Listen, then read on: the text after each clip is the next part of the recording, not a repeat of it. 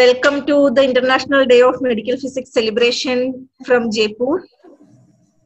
Esteemed speakers of the virtual symposium, Professor Arun Chogle, Organizing Chairman and Senior Professor and Head of the Department of Radiological Physics, SMS Medical College and Hospitals, Jaipur.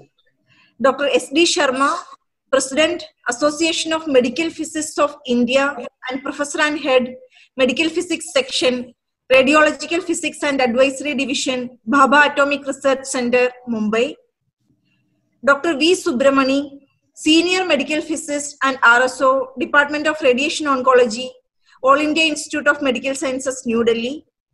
Professor Karmal J. Caruana, Professor and Head, Department of Medical Physics, University of Malta. Distinguished participants, ladies and gentlemen. A very warm welcome to each and every one of you. The Department of Radiological Physics, SMS Medical College and Hospitals, Jaipur, is very proud to host the virtual symposia to celebrate the International Day of Medical Physics today and the 125th anniversary of the discovery of X-rays tomorrow. Today, the 7th day of November is being celebrated as the International Day of Medical Physics for the past 7 years by the International Organization for Medical Physics, and today is the 8th International Day of Medical Physics. Tomorrow, the 8th November, is the quasi-centennial of the discovery of X-rays, and 2020 marks the sesquicentennial of the birth of Professor W.C. Ronjan. November 7th is the birthday of Madam Marie Curie, who conducted pioneering research on radioactivity. She was the first woman to win a Nobel Prize, the first person and only woman to win twice, the only person to win a Nobel Prize in 2 different sciences. She was the first woman to become a professor at the University of Paris.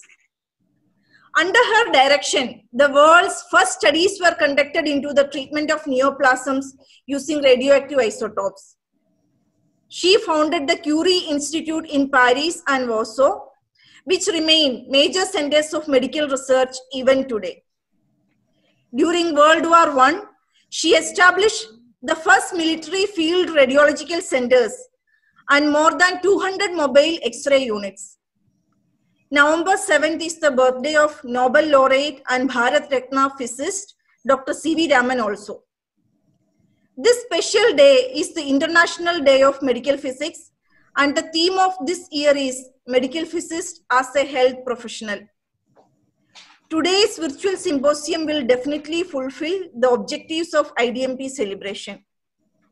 Medical physicists play a fundamental role in the development and application of medical radiation technologies and ensure the quality and safety of imaging and treatment procedures. This year's IDMP celebrations give us the opportunity to understand and tackle the concerns of medical physicists as healthcare professionals. These virtual symposia, organized by the Department of Radiological Physics, SMS Medical College and Hospitals, Jaipur, is an effort to make the medical physicist ready to meet the professional challenges of modern healthcare systems. I take this opportunity to welcome you all to today's virtual symposium once again. As per Indian tradition, all new beginnings are marked with the lighting of a lamp. In order to remove the darkness of ignorance, the light of knowledge is essential, and we pray, Tamasoma Jyotirgamaya, means from darkness lead me to light. The holy presence of the goddess of knowledge, Saraswati Devi, is also requested throughout our program. Let us all keep silent for a minute to play the Saraswati Vandana.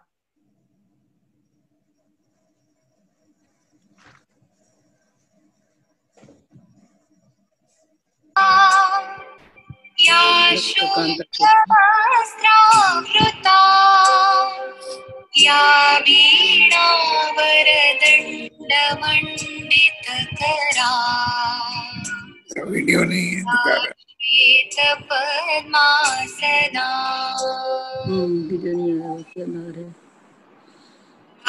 ब्रह्माच्युत Shankar प्रभृतिभिः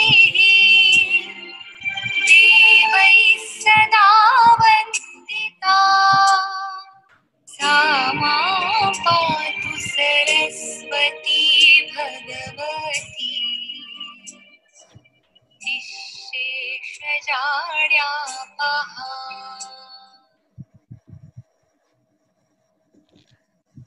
Today, we have eminent speakers with us to have an in-depth analysis and discussion about the professional challenges of medical physicists.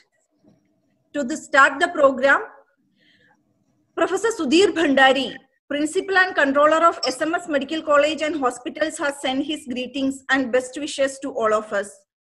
A man with vision, a hardworking soul, a true educationist, and above all, a very good human being. SMS Medical College and Hospitals is soaring at new heights in the healthcare, academic, and research sphere with his able administration. Let us listen to his words of felicitation. He has sent us a slide with his message. I will read out from the slide. Meanwhile, the slide also will be shared on the screen. Dr. Sudhir Bhandari says, I am glad that the Department of Radiological Physics, SMS Medical College and Hospitals is organizing the virtual scientific event on 7th and 8th November 2020 to mark International Day of Medical Physics on 7th November and 125th anniversary of the discovery of X-rays on 8th November. It is heartening to know that these virtual events are part of the 20th anniversary celebrations of Asia-Oceania Federation of Organizations for Medical Physics. It is well known that the discovery of X-rays in 1895 by famous physicist Professor W.C. Roentgen and subsequently the discovery of radioactivity in 1896 by Madame Marie Curie has revolutionized medical diagnostics and treatment of various diseases. With the extensive use of radiation in medicine, many advanced technologies evolved. Any advancement in technology brings with its additional responsibility on us for its efficient and effective use, and medical physicists are playing a vital role in ensuring this. I am pleased that several eminent national and international speakers from the field of medical physics will be delivering lectures and sharing their experience with participants. I am sure that the deliberations during this scientific event will enrich the knowledge of the participants and also help in exploring new avenues in the ever-growing need for disease diagnosis and therapeutics. It is a pity that due to COVID-19 pandemic, we are denied of the opportunity to host you at Jaipur, famous for its hospitality. I express my best wishes to all the eminent speakers and participants of this virtual event. Thank you for your interest and enthusiasm to be part of this initiative by the Department of Radiological Physics, SMS Medical College and Hospitals, Jaipur.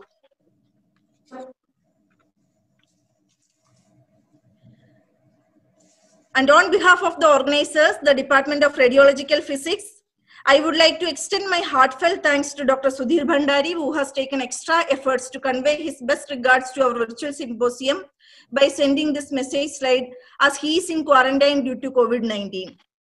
It is under his dynamic leadership and with his great nurturing and valuable support, we achieved what you are witnessing today. Thank you very much, Dr. Sudhir Bhandari, sir. Our Honorable Vice Chancellor of Rajasthan University of Health Sciences, Dr. Rajababu Pawar, who is also the patron of this event, has sent his regards and best wishes. He is also present with us now during this virtual symposia. A pioneer and leader of refining medical education in the state of Rajasthan, we are in awe of his services and achievement. Let us listen to his words of encouragement.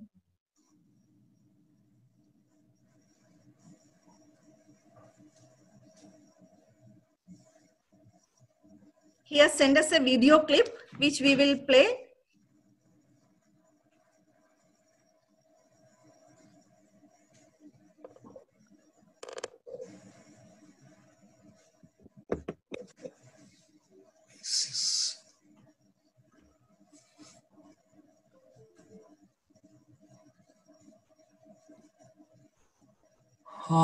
Rajni, why is his problem? Just please check.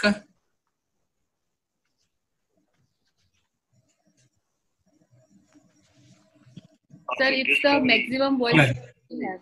And 175th birth anniversary Start from the beginning. Bernard Ronjan. I will. Yeah. Good morning to all.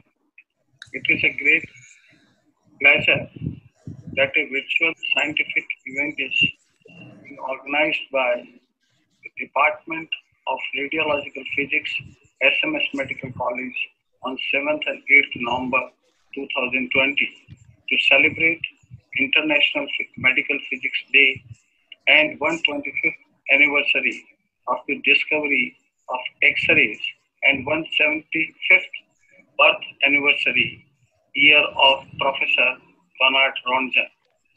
I welcome all national and international faculty invited appropriately by organizers, including Dr. S.T. Sharma, Dr. Carmel, Professor Ronato, Professor Slavik, Professor Mahesh, Dr. G.K. Rath, Dr. Deep Narayan, Dr. Pratik Kumar, Dr. Paul Ravindran to deliver live informative lectures. I am sure this is a unique chance for students, staff, and faculty for great learning. I extend my thanks to Dr. Arun Chogle and his team to organize this wonderful event in the COVID era. I wish the great success of this virtual event. Thank you very much. Thank you, sir. Thank you very much for your efforts to send us the video clip. I would like to extend my profuse thanks to Professor Pawar for his boundless support and motivation. Coming to the scientific program, not a single event can be performed without a leader. It was a great opportunity for all of us to work with the guidance from Professor Chogle. His marvelous efforts have embarked new multi-dimensions. Professor Chogle is with us on this virtual platform today. And over the last 36 years, Professor Chogle has contributed immensely towards the medical physics education, training, research, and professional development and recognition of the profession in the local, regional, national, and international rostrums. He is currently the president of Aapm, chair of ETC, IOMP, chairman of IOMP Accreditation Board, and member Board of Directors, IMPCB. He held positions like Dean Student Welfare, Rajasthan University of Health Sciences, member Board of Management, RUHS, member Academic Council RUHS, chairman Unfair Means Redressal Committee RUHS, ex-president AMBI, ex-dean Faculty of Paramedical Sciences, ex-pro Vice Chancellor RUHS, and active involvement in the institutional administration as a member of the Board of Management, the Clinical Trials Screening Committee, the Ethics Committee, the Research Board, and so on. He is a teacher par excellence with more than 100 publications in reputed peer-reviewed national and international journals, more than 300 research presentations around the world, editor, associate editor, advisor, and reviewer of many reputed national and international journals, research guide and co-guide to many PhD, MD, and MSc students. He has been the principal investigator for many national and multinational research projects. He is the recipient of prestigious awards and honors for his outstanding contribution to profession, research, and academic contribution. The most recent one being Aapm Outstanding Medical Physics Award 2020. He was instrumental in developing paramedical sciences in the state of Rajasthan. In addition to fulfilling his clinical, academic, research, and educational responsibilities, he takes care of his social responsibilities very seriously, and his contributions towards the betterment of society in terms of cancer awareness, early detection, treatment, and rehabilitation are outstanding, garnering national and international acknowledgement. He is the co-founder and co-editor-in-chief of the Hindi magazine on cancer awareness, Mrityunjay, meaning conquering death, published in Hindi.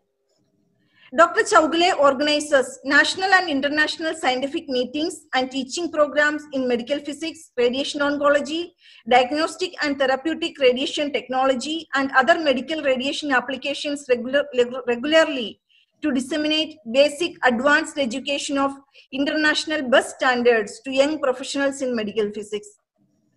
17 international scientific conferences in Jaipur are to his credit as a veteran organizer, and the International Conference on Radiological Emergency Management and AOCMB 2017 under his chairmanship are the most recent and glittering examples. He organizes IDMP every year and IMPW celebrations at Jaipur to impart awareness about the medical physics profession among healthcare professionals and general public.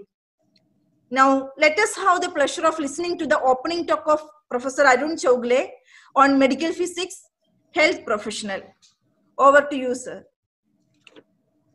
Thank you very much, Mary Joan, the organizing secretary of this meeting. Thanks for your kind introduction and kind words. I will try to leave to the things what you said about medical physics as a health professional. I will be talking about, and just we had International Organization of Medical Physics Symposium where IAEA experts and IAEA stalwarts also there, and how the IOMP, IAEA, WHO, ILO all are trying for a betterment of medical physicists as a health professional. So accept my greetings on the occasion of the International Day of Medical Physics, my own behalf and on behalf of Aapm. This year's theme of International Day of Medical Physics is medical physicists as health professionals. And now you look at the IDMP celebration, you'll see that since 2013, the IOMP has started the celebration on 7th November, the birthday of Marie Curie, greatest physicist, greatest scientist who won 2 Nobel Prizes. And if you look at the themes, 2013, radiation exposure from medical procedure, ask the medical physicists. 2014, looking into the body, advancement of medical through physics. 2015, better medical physics, better cancer care. 2016, education in medical physics, key to success.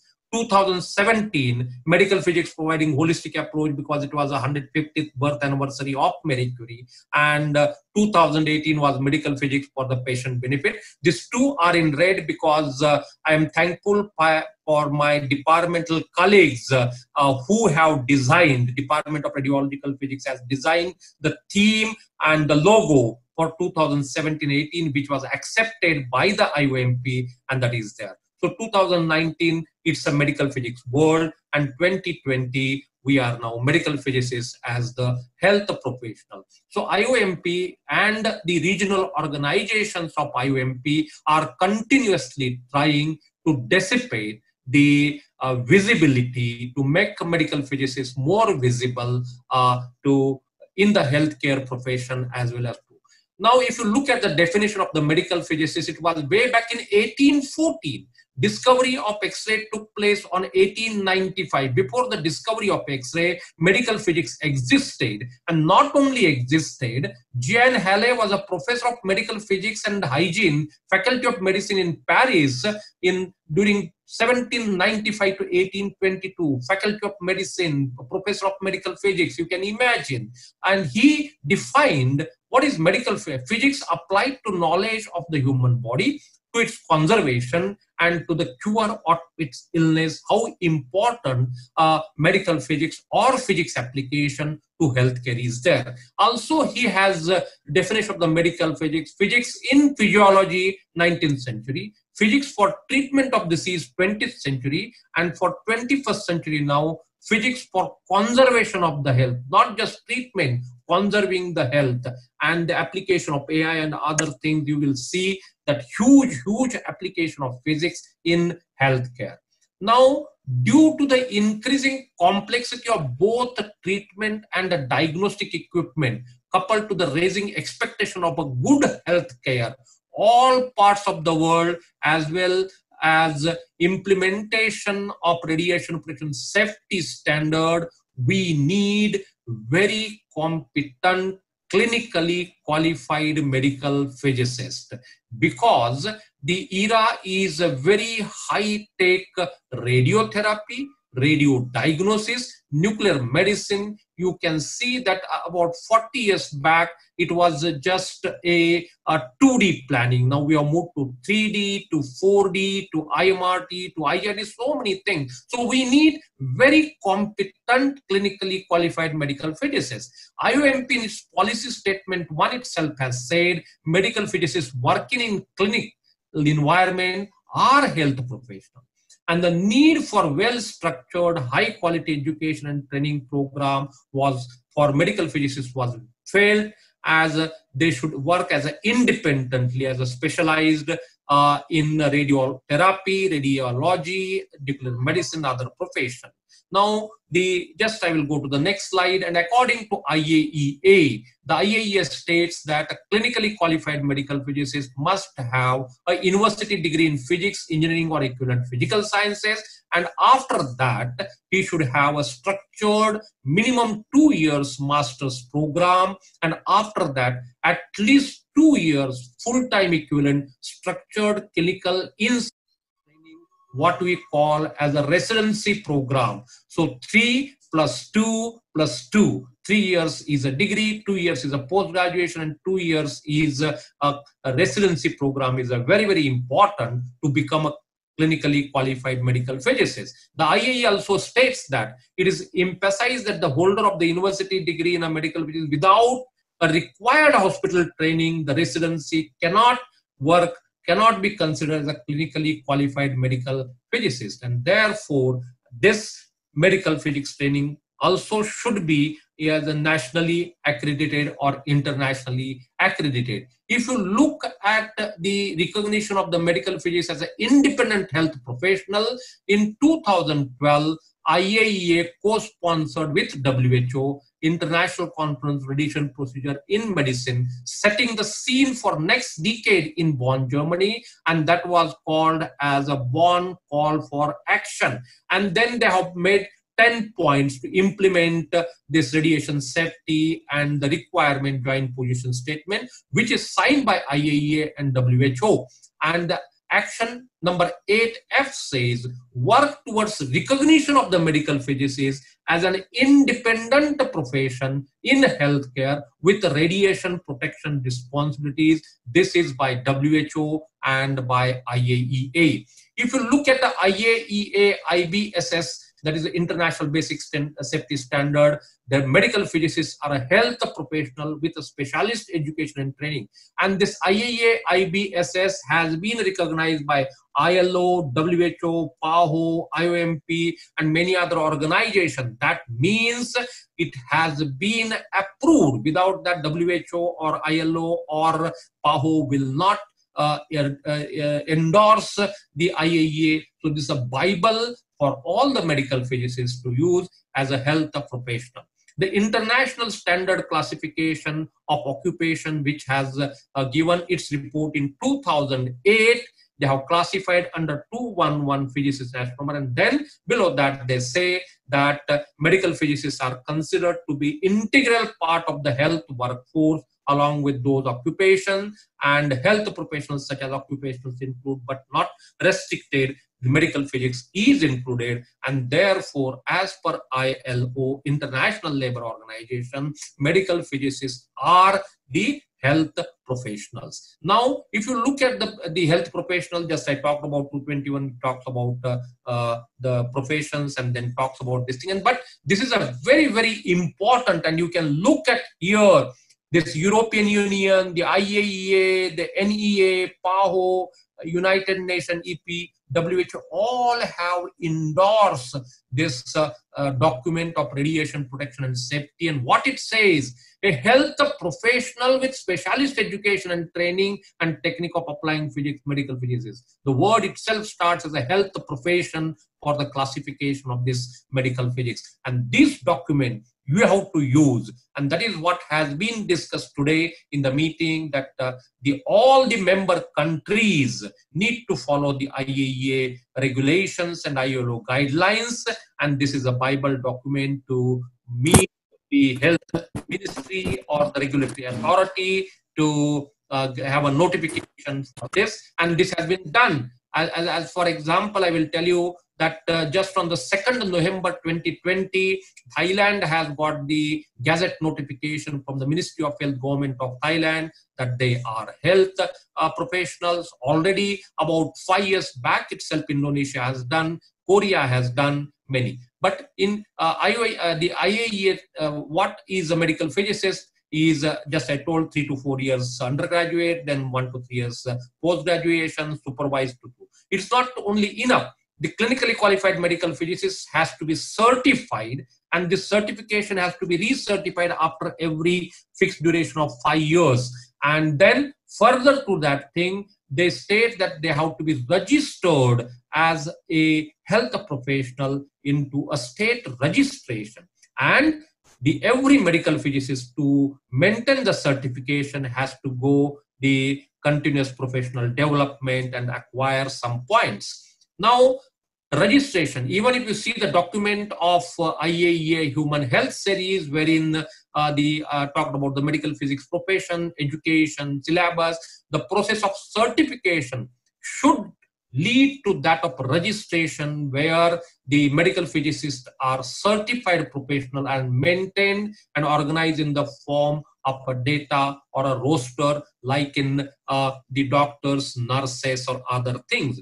So enough documents are there to show you that even IFOM, medical physicist contribution to maintaining and improving quality safety. Medical physics is a health professional where principal or applied physics are mostly directed to the application of radiation. This is a Euratom 2014, and the member countries of the European Union, they have to follow this, and they have to enact every country the regulation to accommodate the EC regulations. IAEA, just I talked about, like IAEA Human Health Series 25, responsibilities about the thing, basic safety standard, everything is given. And October 31st, 2018, Croatia Parliament finally voted in favor of recognition of the medical physicists as a health profession.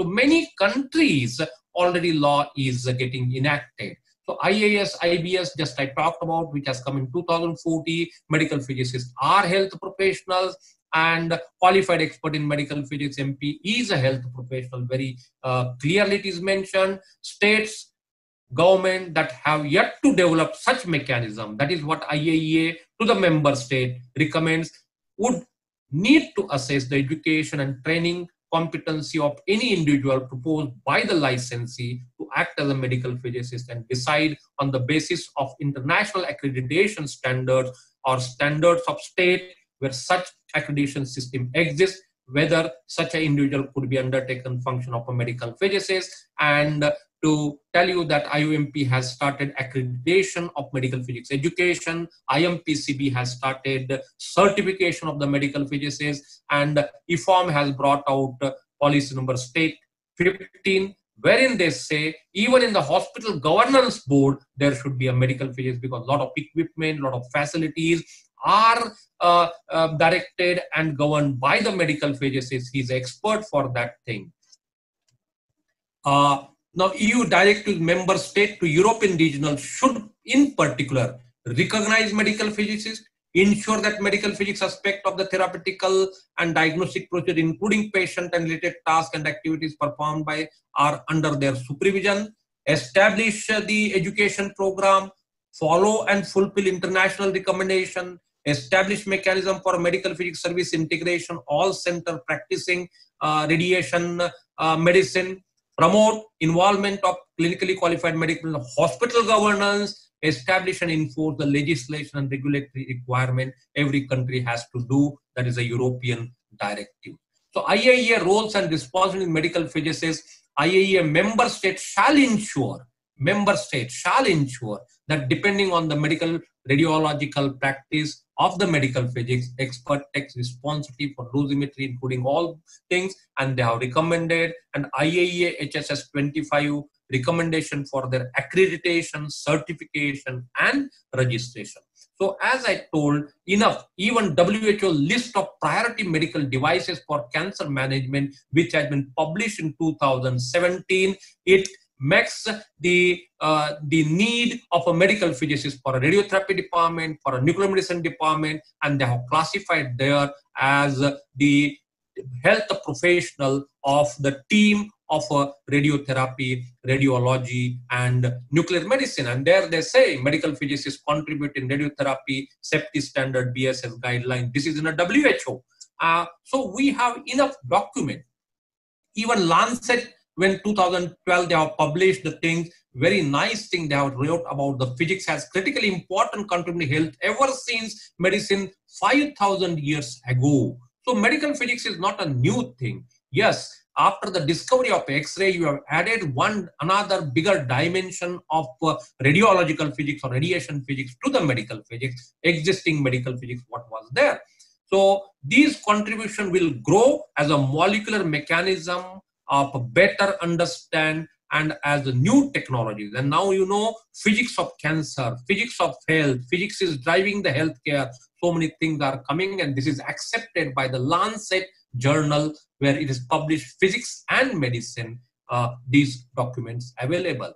In Aapm, physics, medical physics 3, physics for every patient, and there are medical physics clinic, because you are the expert of talking to the patient about the radiotherapy treatment or any radio diagnosis procedure is going to take place, what amount of radiation he or she is going to get, how to protect other things. You are one of the experts. So you are a consultant, and the medical physics clinics have started in USA and some other countries where they are providing consultation about the treatment, about the planning, about the execution, how it is happening. So medical physics is one of the challenging job to the application of physics to the human health in diagnosis therapy. I will not go into much more details of that thing. And our exceptional education and training in physics, mathematics, medical devices, and other physical agents and information technology has made us what we are. Highly successful profession that has changed the face of healthcare. Medical physics are excellent scientists and healthcare professionals. Nothing to talk more about. And how medical physics can prove to be relevant to health profession, that is more important. Now, knowledge is a power. Respect is commanded. Respect cannot be demanded. So it is you to show that how important, how useful you are to the institution where you are working. Then only people will think about you, they will respect about you. Medical physicists are health scientists, problem solver. Medical physicists work to bridge the gap between the physics and medicine, serving as an interface between the medical doctor, engineer, and scientist. Words of Abdul Salam, who established ICTP, International Center for Theoretical Physics, Abdul Salam, now we call that. He said, scientists are very happy people because their job is also their hobby. And therefore, you should enjoy as the health professional, as a health scientist, your job as a hobby. Therefore, keep continued the basic scientific research without which there would not be any progress. Make maximum use of unique position a medical physicist holds to work with the medical colleagues in promoting and disease management. Multidisciplinary research and collaboration is very, very important. You have to step out of your planning room. You have to step out of your GTV and CTV and then have a multidisciplinary research area. You have to prove how much contribution you can do for the multidisciplinary science to betterment of the healthcare. Learn new development. Keep track of new innovations in healthcare. Contribute to the development of the healthcare by transforming scientific advances and clinical application. Investigate and evaluate the outcome of new therapeutic and diagnostic modalities. Try to be ready, reckoner. Indispensable for the clinic, hospital, institute. Definitely, you will be recognized, you will be sought after, you will be wanted. So what do patient and society expect from their medical physicists as a health professional? What do they need? Professional competence. How competent are you? Educational qualification, certification, your accreditation, where you have done. Are you able to solve the problem? Are you able to find the solution? Independence of the decision execution, practical skill, clarity in communication, very important. Patient communication, patient attendant communication, how nicely you can convince, how nicely you can explain about the thing, the anxiety of the patient is there, how you can come out, because patient has come and you say what this radiation is going to, how much harm it will do, will it not burn, will it not heat me and burn me? So you should be able to tell and communicate in a better way, convince that thing. Integrity, confidentiality, humanity and compassion. If you are working in the healthcare services, empathy is very, very important component for a health professional. So professional recognition, one of the biggest problem in many countries of the Asia is unclear job description, no acceptable certification, registration license, job security. And in COVID era, many of our colleagues from the private hospital have lost or losing the job. That is there. Remuneration is another problem. Difficulty to attract the best student, substandard and mediocre people enter and the profession goes down. Profession is very good. Who are entering and how they are carrying forward is the thing how you are going to make that profession better or bad. Extraordinary people are responsible for rise of the profession, and as I told you, mediocre people will bring down the profession much down.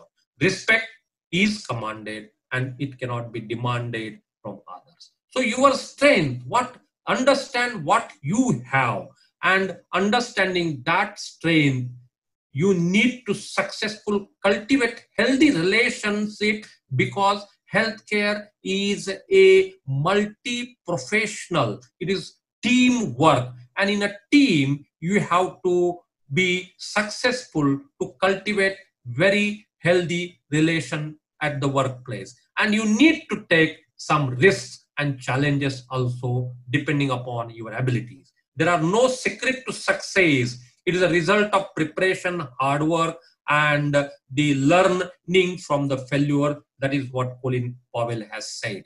Some advice. I know all of the vices, advice is the worst. Till then, I would like to advise you that young medical physicists, you should have a network with the important researchers of the medical physics.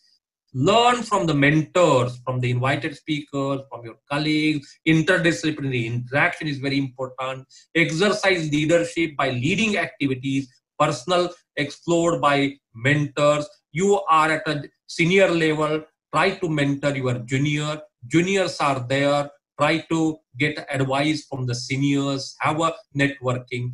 Fill any knowledge gap, because as I told you, the technology is exploding, new knowledge is coming up. You have to keep the track of and bridge the gap.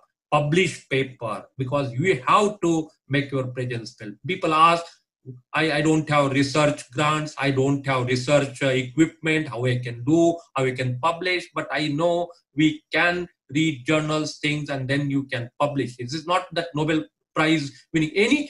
Work, whatever you are doing from that, your observation analysis, you can bring out. Master technical skill, knowledge is power, knowledge is currency, knowledge is power. Space to share doubts, insecurity, for receiving more knowledge and support. Support for members to face personal and professional mishap. We can have difference of opinions, but as a professionals, we have to be united for our goals. We fight among ourselves, then there is no way we can fight or we can achieve our goals. So unity is very important. So medical physicists should expand their horizon beyond the traditional boundaries of dosimetry, QA/QC, and be a part of exciting multidisciplinary research team. And I am sure the future for medical physics is very, very high. Depends upon you, how you are able to venture, come out of that thing. So just I wanted to tell 2nd November, this Ministry of Public Health Thailand, they have made the practice of healing this medical physicists are the health professional. You must know target, where is your target, and then you have to hit the target. That is very, very important issue. Unless until you know the target, you cannot set the goals. With these things, once again, I wish you all very happy International Day of Medical Physics, and wish you all the success. Thank you very much for the patience hearing. Thank you, sir. Thank you very much for an enlightening talk. You have set the target too complicated, and we require too much precision and accuracy to achieve our goal. We will have a question and answer section at the end of this program. So I request all of you to key in your queries to the speakers in the chat box. We will try to answer them one by one as the time permits at the end of the program. Our next speaker is Professor S.D. Sharma. He requires no introduction to the medical physics of India and scientific fraternity worldwide. He is Professor and Head, Medical Physics Section, Radiological Physics and Advisory Division, Bhabha Atomic Research Center, Mumbai.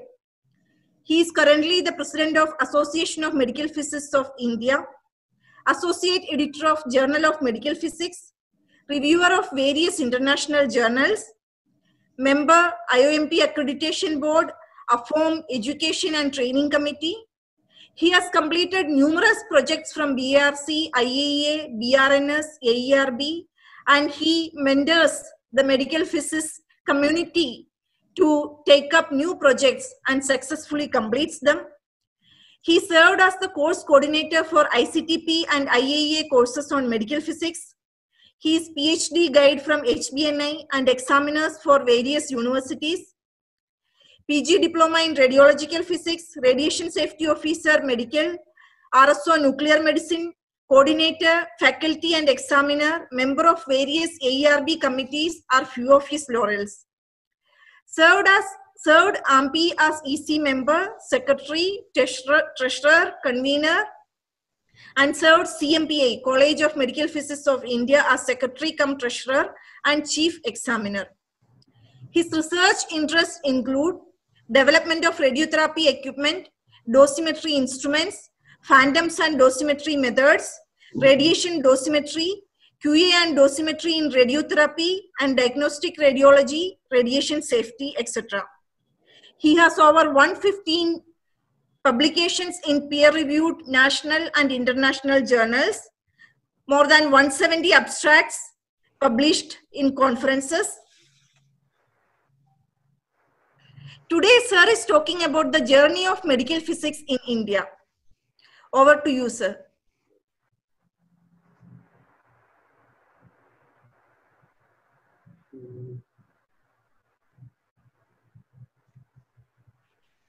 Thank you very much for joining us. Thank you. Thank you. So thank you. I will just share my screen. Yes, sir.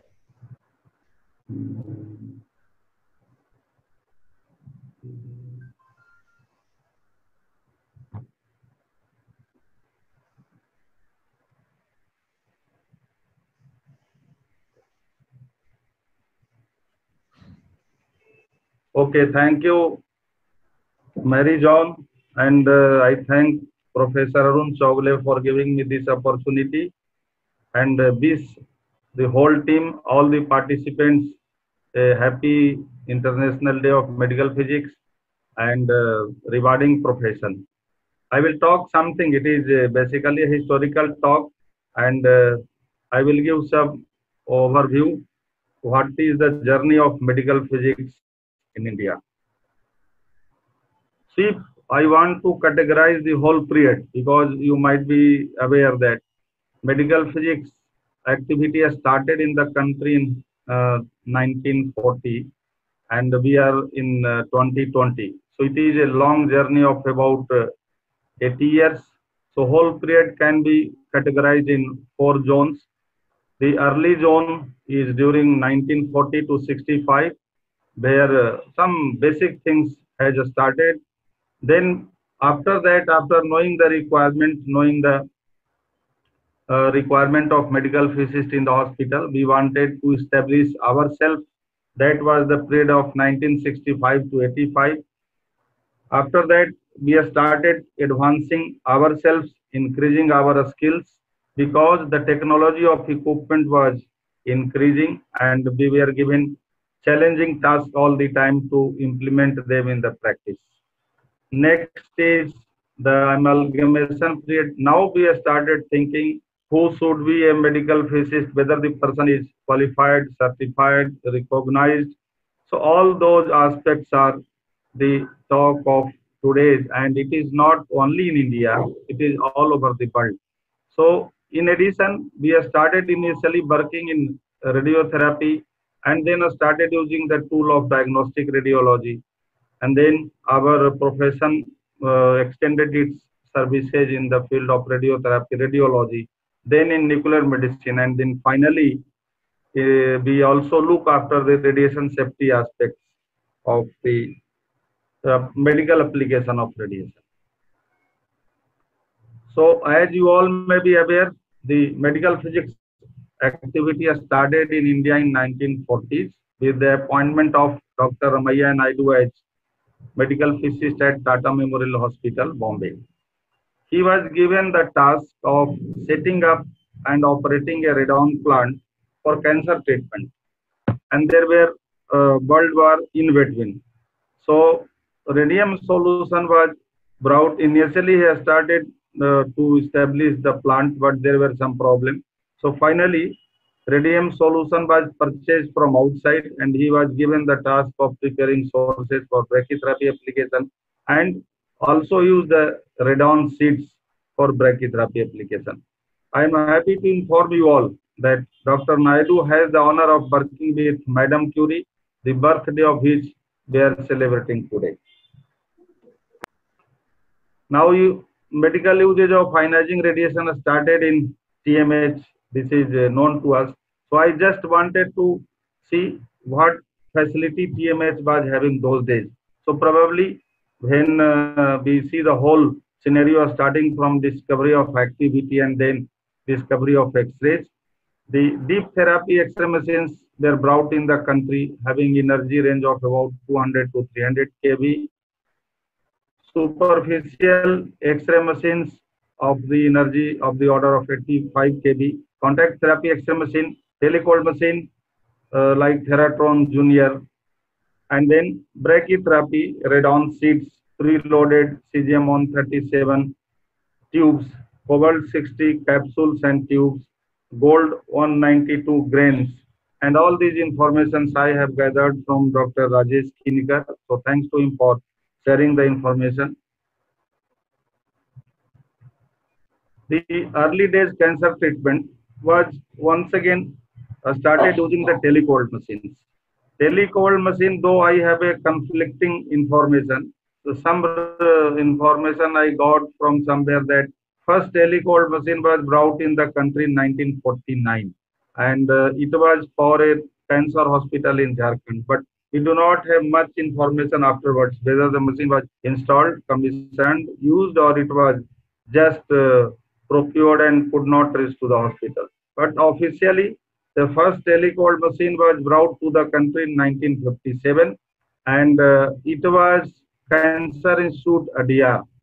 Then the next telecold machine came to GCR Ahmedabad, and at the same time, a telecold machine was also brought to the Tata Memorial Hospital, Mumbai. So these three machines were purchased from outside under Colombo plan of the Government of India and the IAEA. After that, when we have seen that telecold machines are useful for cancer patients, many telecold machines were brought to the country. Now, if we see the scenario of early days, you can see that the role of medical physicists was very limited. They were just required to calculate treatment duration in teletherapy machine, but we do not have proper evidence whether the calculation was known, methodology was known, or somebody working in their own way. Source preparation and treatment time calculation in brachytherapy. We have some evidence for this from Tata Memorial Hospital. Those days, radiation safety was not known to this extent, whatever we have today. So, radiation safety was, I cannot say violated, but because of unawareness, it has not been given the importance or care whatever we are giving today. In addition, when this equipment started coming to the country, then a need was felt to start a formal training program for medical physicists so that they can do whatever work they have been given with a skill, information, and proper education. This is one of the example. This slide I have got from Professor R. Ravichandran. Thanks to him. This is the example of treatment of a cancer patient by radium. And here you can see it is treatment of a squamous cell carcinoma of floor of mouth. There are radium inner mold, then having 30 milligram of radium outer, 62 milligram, and so on. So this is just an example that early days, and probably you may be aware that all these works are done manually. So the person who we are doing, they are exposed to radiation severely, and they were not aware that their amount of exposure is up to this extent. So when we come to the decade of 70s, we see that many telecold machines came to our country. For example, Eldorado having SSD of 55 centimeter and the total activity of cobalt 60 source of 1500 curie. The shutter mechanism was used those days for operating the cobalt source from off to on condition, and the mercury filling was the one of the mechanisms for bringing the source to on condition. Ferratron Junior came afterwards, which was also having SSD of 55 centimeter. It was a rotating telecold machine.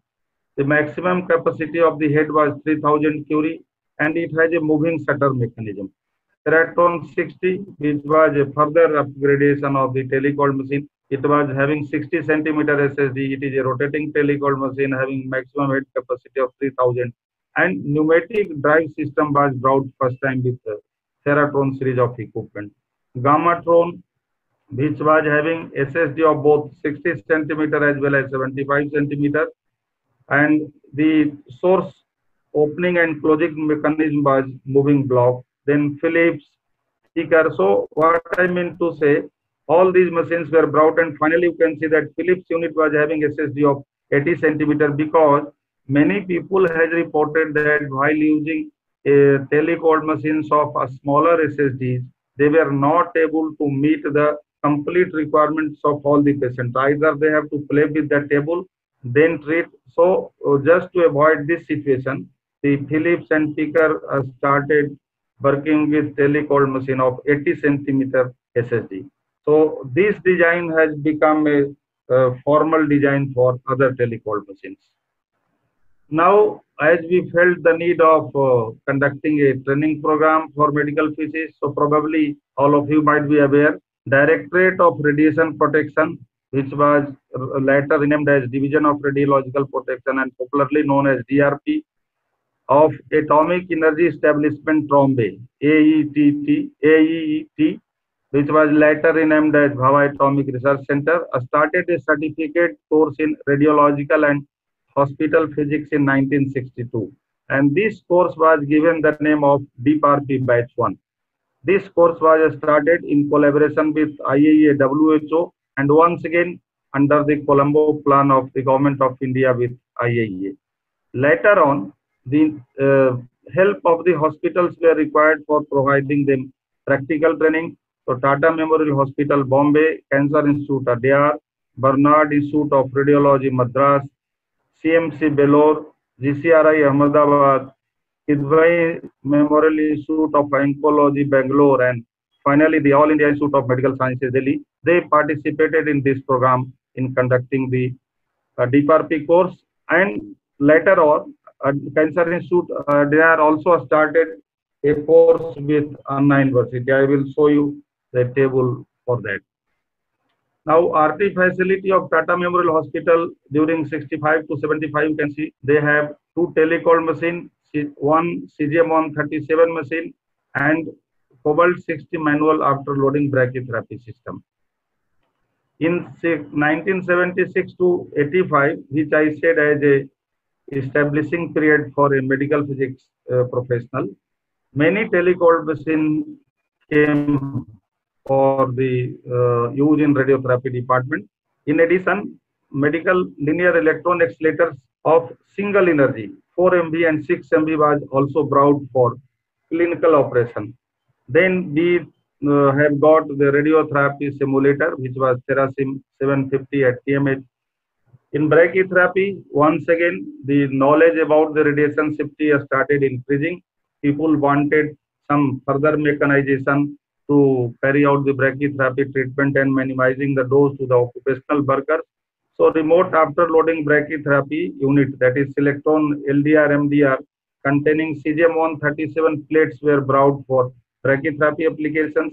Iridium-192 wires were also provided both by BARC as well as from outside.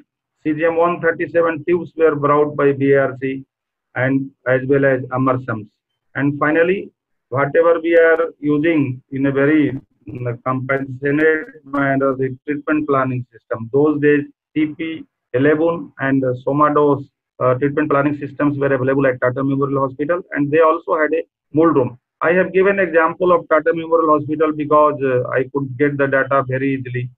And similar things has come to many other institutions in the country like Cancer Institute, ADR, GCRI, Ahmedabad, and KMIO. Now, if we look back and see how medical physics profession has progressed, so we always see that there is a close linkage between technology development and development of medical physics profession. So whenever there was a development in technology of diagnostic equipment, technology of therapeutic equipment, there was a upgradation in the training and requirement of medical physicists. So after the introduction of medical accelerators, we know that it is a versatile equipment, particularly in today's time. So it was requiring a medical physicist who is having a multi-dimension training. For this purpose, we have remodeled our training programs, incorporated many components in the syllabus, and provided enhanced practical training to the medical physicists who will be operating and working with the medical accelerators. Additional courses, because the number initially the deeper course was enrolling only 10 candidates. Later on, the number of seats was increased to 12 and then 15. So there was a need to increase the number of seats further by adding few more courses. So in this direction, the additional courses were started, and the first course was started by Anna University. Now we are feeling the need that not only the courses, we should have a formal accreditation program, formal recognition program, and even the continuous evaluation and certification of medical physicists by some way, which is called continuous professional development and certification program. This is just a small list of the medical physics courses conducted in the country. First course is conducted by BRC, so I have shown it here. Whatever list I have shown, this highlighted, yellow highlighted courses are discontinued now. They are no more in operation, but they have not formally closed by AERB all. Some of them has discontinued themselves and some of them has even informed. So the updated list of these courses are available at AERB website. Whosoever is interested, they can further refer this list there. The next step in the medical physics was addition of internship for medical physicists. And you know, in our country, nothing works unless we have a mandatory requirement. So when the internship was brought as a mandatory requirement by AERB in 2011, 2 years buffer period was provided so that the institute can make ready themselves for starting this program. So in July 2013 onwards, The internship program was started at national level. Many centers came forward. As per my knowledge, 65 centers came forward for enrolling medical physics students as their intern, and even they have provided a stipend those days. Nowadays, we have more than 130 medical physics internship centers, and even more number of institutes are qualified, but we have willingness from these many institutes, and our students are going after completion of academic part to these institutions. So if we see the whole list of the medical physics program, we see that there are two types of courses. One is post MSc program and another is master degree program in medical physics. These two courses are having their own merits and demerits. In the stream here, post MSc program, the candidate requires one additional year because they have to do 2 years master degree in physics and then 2 years including 1 year internship. But when one goes through the stream of master degree in medical physics, it is having a total duration of 3 years, 2 years academic plus 1 year internship. There was a need to develop a common syllabus for all such courses, but two different syllabus, one for post MSc program and one for medical physics program. So a common syllabus has been brought out both by AMPI as well as the AERB and RPAD together. So now almost all the institutions whosoever is running the medical physics program in the country, they use the respective syllabus. So we can say that now the medical physics courses of the countries are well harmonized from this point of view. Just to have a information what it contains, if we talk about two different types of program. So if we talk about post MSc program, whether it is diploma in radiological physics or diploma in medical physics, we have many components, major components like radiation physics and generators, radiological mathematics, radiation dosimetry standardization, radiation detection, measurement and electronics, clinical and radiation biology, which also includes anatomy, physiology, medical imaging, all aspects, including clinical aspects, technological aspects, and medical physics aspects, radiation therapy, including all aspects, radiation safety in detail, and practical demonstrations to the candidate which are relevant to their practice and relevant for understanding and implementing the concept of radiation safety. So this is the minimum syllabus we have seen. If somebody starts a 2 years program, they have to add 4 components of physics in their first year. And in the second year, whatever syllabus we have for post MSc program, that is incorporated in these courses. For starting internship, I have even this slide many times. We require adequate and experienced radiation professionals, which includes medical physicists and radiation oncologists. This therapy equipment, because our program is limited to the radiotherapy as far as the practical training is concerned. So we require high energy accelerator, both X-ray and electron beam, telecold machine, remote afterloading, brachytherapy unit, radiotherapy simulator, treatment planning systems, all dosimetry equipments, whatever we have, we require for operating in the radiotherapy department, protection instruments, and in addition, we also require laboratory support and library so that the student can get the full exposure academically, practically, by some the clinical supervisions and experience of the medical physicist.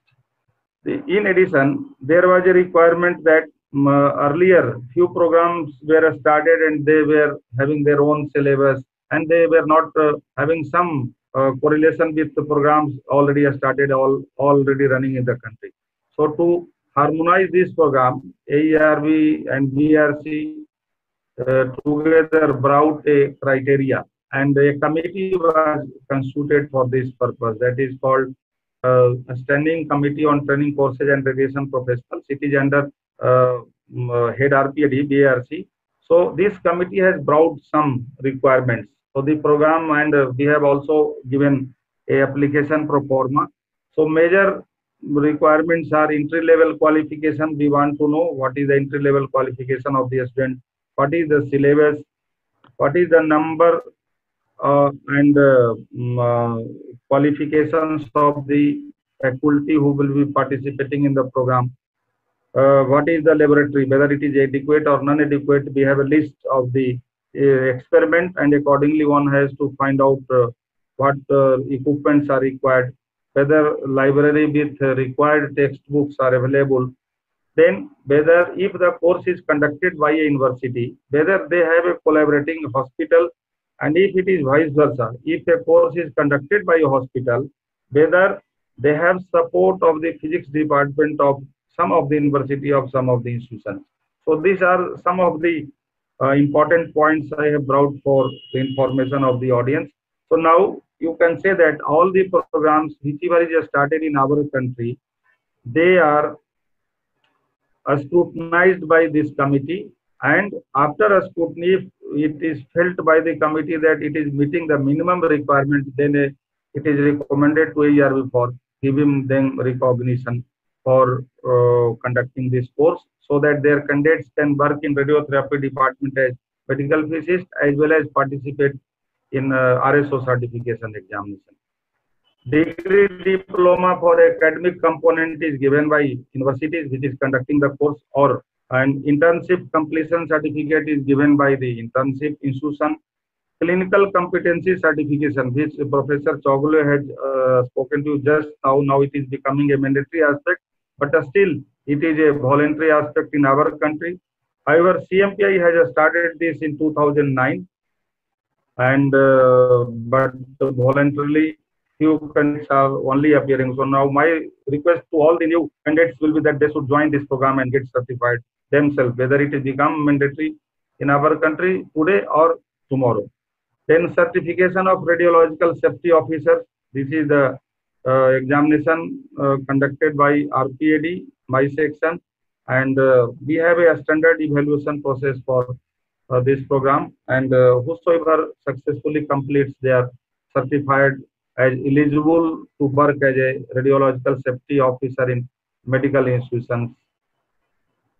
As far as the profession is concerned, now we have a well-established association, and this association has also brought another scientific wing, which is called Cmpi. So Cmpi was formally started in 2009. They have conducted first certification in 2010, and it is an old slide. So by 2014, they have conducted 5 certification, but probably I have few more photographs on this.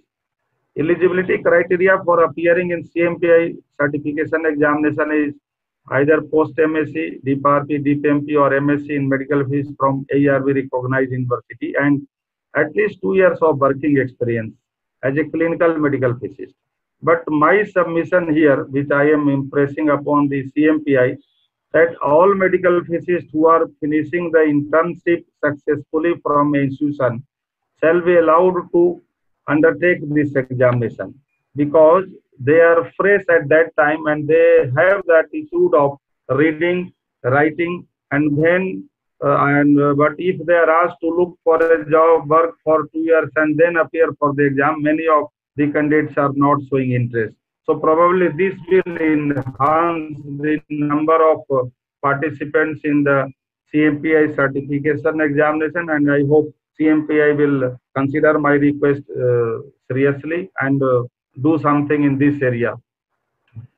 The requirement of medical physicists in India, if we look where they go and where they work, so majorly medical physicists are going to radiotherapy department, and only a few candidates are going towards diagnostic radiology and nuclear medicine, because they are not required to work as a medical physicist as far as regulatory requirement in the country is concerned.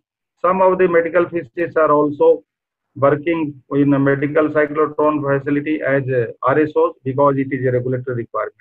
So here I will appeal to the medical physics community that do not ignore diagnostic radiology and nuclear medicine. All radiotherapy, nuclear medicine, diagnostic radiology, all are sub-disciplines of medical physics. So we should go and we should also impress upon the policy makers and regulators to make the requirement for the presence of medical physicists in diagnostic, radiology, and nuclear medicine departments. E-learning is now the methodology of today, but we do not have this program. We have some support from IEA, but still that is not within our control. So we have very limited use of the e-learning system. So we should work on this area also. As far as MP is concerned, you all are aware, we have 7 chapters, and if we see on the map of the country, the northern chapter is the largest, and even the smallest chapter is the Kerala area-wise. But the contribution of all the chapters are important for us, because if we have to grow as a medical physics professional medical physics community, we should have contribution from all corners and all sides of the country. The Cmpi, as you all are aware, it is managed by a board. Now they have conducted 10 certification examination by 2019. This certification examination could not be conducted in 2020 because of the pandemic. And one more suggestion I have for whole of this MP as well as for Cmpi, this continuous professional development and recertification of medical physicists is a requirement in many countries of the world. So we are behind in fulfilling this requirement. So I will suggest that we should also take up this matter seriously and start the process of CPD in India. Now, as far as the activity of MP is concerned, we have many scientific activities, including annual conferences, workshops, conferences by chapters, teaching programs, and we are having a large number of students, about 200 medical physicists coming out per year. So they should be given some opportunity of participating in educational programs. So we should start more educational activities rather than the conferences at the chapter level. JMP has been recently adopted as an official journal of Aapm as well as IOMP. It is doing well, and all of you are aware it is having indexing in many indexing agencies, including Pubmed Central and Scimago, Scopus. But we are still in queue for getting SCI indexing. Once SCI indexing will be done, it will become a journal which will get large number of papers and everything. So these are some of the photographs of our annual conferences. This 2017 AOCMP, then 2018 Chennai MPCon, 2019 Kolkata, and this is the CMPA exam which was conducted in 2019 Kolkata. Very recently, MP has also started publishing a newsletter which is called Medical Physics Gazette, and some of the chapters are also publishing their news letters. So these are the contributions of MP for the members for the society. In addition, MP has also executed MOU with ACPACM long back, and but this is not very active. We have to once again re-energize this MOU with ACPACM and IPM. But last month itself, we have also executed MOU with ASTRO, and we are trying to have this partnership in a very active manner, and some of these program may be organized in coming years, maybe after a year or so in India, which will be sponsored by ISRO. So in summary, what I mean to say, medical physics in India has traveled a long distance from its birth. We have established many things which is required for the medical physics profession, for the medical physics community, including education, training, certification, technology development, research opportunities, societal contribution in the hospitals for the patient, as well as we are contributing in the global organizations. It is a profession and he needs to be reckoned with, especially in case of medical application of ionizing radiation. But there are a few professional issues coming now and then. We have to sit together and we have to solve these issues jointly and combinedly. So with this, my greetings and best wishes of IDMP 2020, and thank you for the patient listening. Thank you very much. Thank you, sir. You have once again proven your mettle in describing complex and comprehensive content concisely without losing the essence of it. Thank you very much for being part of this virtual symposium, sir. We will have question answer session at the end of the program. So I request all of you to key in your queries to the speakers in the chat box. Now, let us have the pleasure of listening to Dr. B Subramani. He is Assistant Professor of Radiation Oncology and Senior Medical Physicist at Department of Radiation Oncology, All India Institute of Medical Sciences, New Delhi. He is member, Scientific Committee, IDMP, editor, Aapm newsletter. He was Secretary of the Association of Medical Physicists of India during 2015 to 18. He has more than 100 publications to his credit. He is PhD examiner for various universities.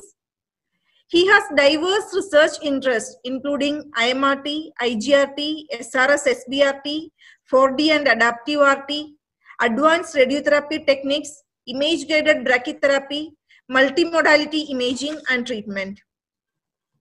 I am requesting you to enlighten the virtual gathering today on medical physics achievements, challenges, and horizons. Hearty welcome to you, sir, to today's IDMP celebrations, and over to you, sir, for your speech. Thank you, Mary John. I will be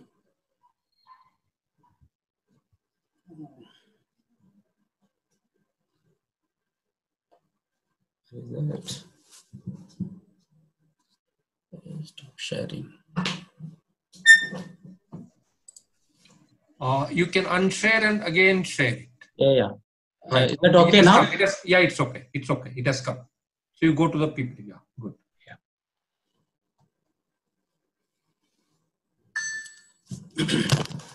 Good evening to all. At the very outset, I would like to thank to the organizing committee of SMS Medical College.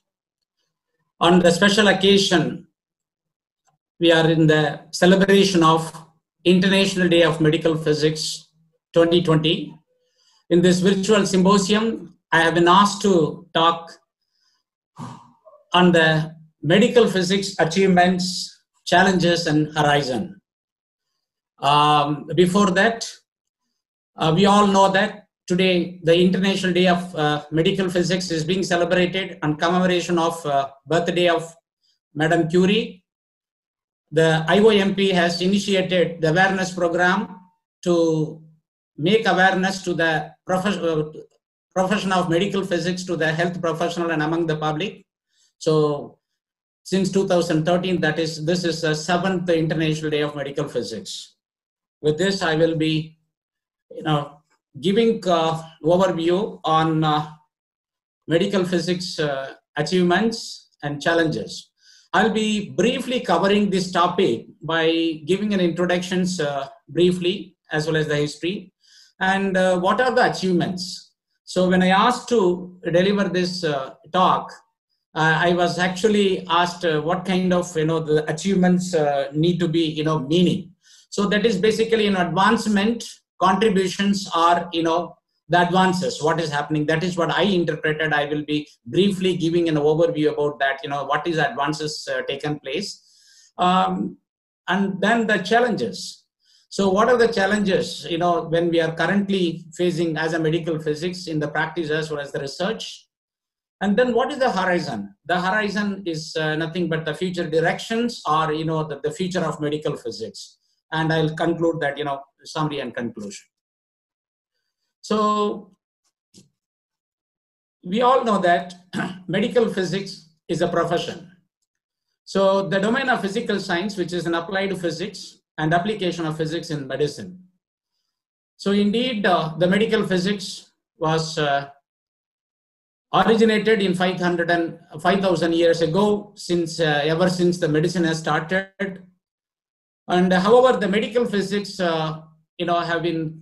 modern medical physics have been classified in 4 subspecialties, like radiation oncology medical physics, and radiology medical physics, nuclear medical physics, and radiation safety physics. And predominantly, the medical physics will have the role in the radiation oncology, the clinical service, and education and training, radiation safety, and management of the equipment and other policy, and the research and development. So the ultimate or objective of this medical physics being in the clinic is to ensure the safe and effective use of the radiation in medicine. By the role itself, it is a challenge. Whereas in radiation oncology, the medical physics is, need to plan, whereby you have to maximize the dose to the tumor and minimizing dose to the surrounding structure, and imaging similarly, you have to maximize the image quality and reduce the, the dose radiation exposure. So it is a kind of, the challenging the role. That's where actually the medical physics play in the hospital. Not much going into the history. Already Professor Arun Chokle has very elaborately given about that, the development of the medical physics profession. And it was started even, 5,000 years ago. And however, that, the modern medical physics profession was developed after the discovery of three important, the radiation physics discovery and the physicist.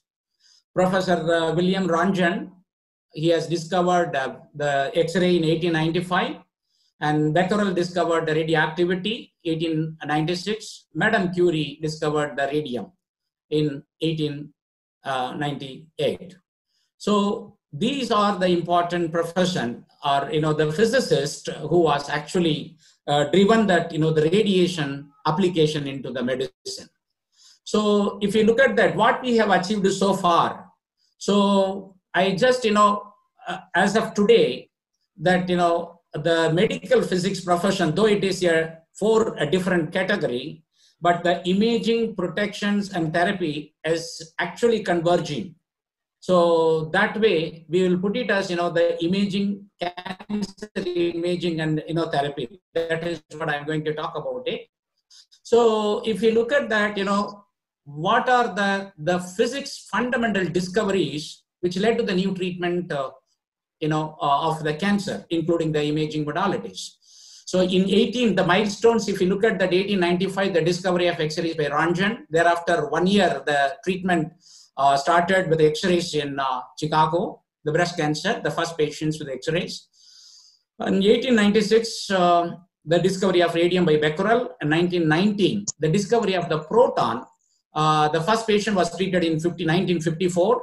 And 1938 and 48, the discovery of the concept of nuclear magnetic resonance lead to that MR imaging, and the technology inventions in radiation therapy, thereby started in 1951 by John Cunningham in cobalt-60 by high energy gamma rays. In 1953, linear accelerator to the high energy was introduced. 1950, cyclotron for proton therapy, the Nobel Prize by Lawrence received in 1939 actually. 1986, radiation field shaping with a multi-leaf collimator, which is very much important tool for the conformal today. And 1994, the intensity modulated radiotherapy and tomotherapy was introduced into the clinic. So the treatment planning technology, indeed, 1960 prior to the computation, that those computation was manual, and after the computer tomography, the discovery. Am I audible? Is there any? Yeah, continue. Okay. In 1972, after the discovery of the CT, then the development of three-dimensional planning was actually introduced. Then the 87 inverse treatment planning and optimization technique has been introduced. Finally, in 1930, the invention in the imaging, which is currently in the hot research, started with 1972, the CT Nobel Prize by the Hounsfield and Alan Carmack, the physicist. The 1970, the MRI, the Nobel Prize, and 2000 biological imaging, particularly molecular and functional imaging. So these are the very important, the major contribution or achievements of medical or physicist or medical physicist to the field of radiation medicine. Today, what we are actually, I just wanted to, show, because of this, the IDMP day, I just, put, some of the important the medical, the contributed medical physicist, in the top layer, if you look at that, in the top row, the historical, the radiation physics research has been, conducted by the Ranjan, Becquerel, and Rutherford, proton and Lorentz cyclotron, and indeed that, the Robert Williams, who has proposed the proton for cancer therapy. So these are all that, very historical, medical physicist who has contributed. In the middle row again, if you look at that, the imaging, the Hounsfield and Carmack for CT, and Robbie, Block, and Purcell and Manfold are for MR principal and NMR imaging, and the PET CT again the Michael. So if you look at that, the bottom row, they are the latest, or the recent, the contributor, who's almost everybody is alive, including Dr. Brahme, who has invented that concept of inverse treatment planning and IMRT. Then the Rockmackie, who has developed the tomotherapy, which is very important tool incorporating that image guidance into intensity modulated radiotherapy. The David Jeffrey, who has introduced the IGRT, the concept, and IGRT has started.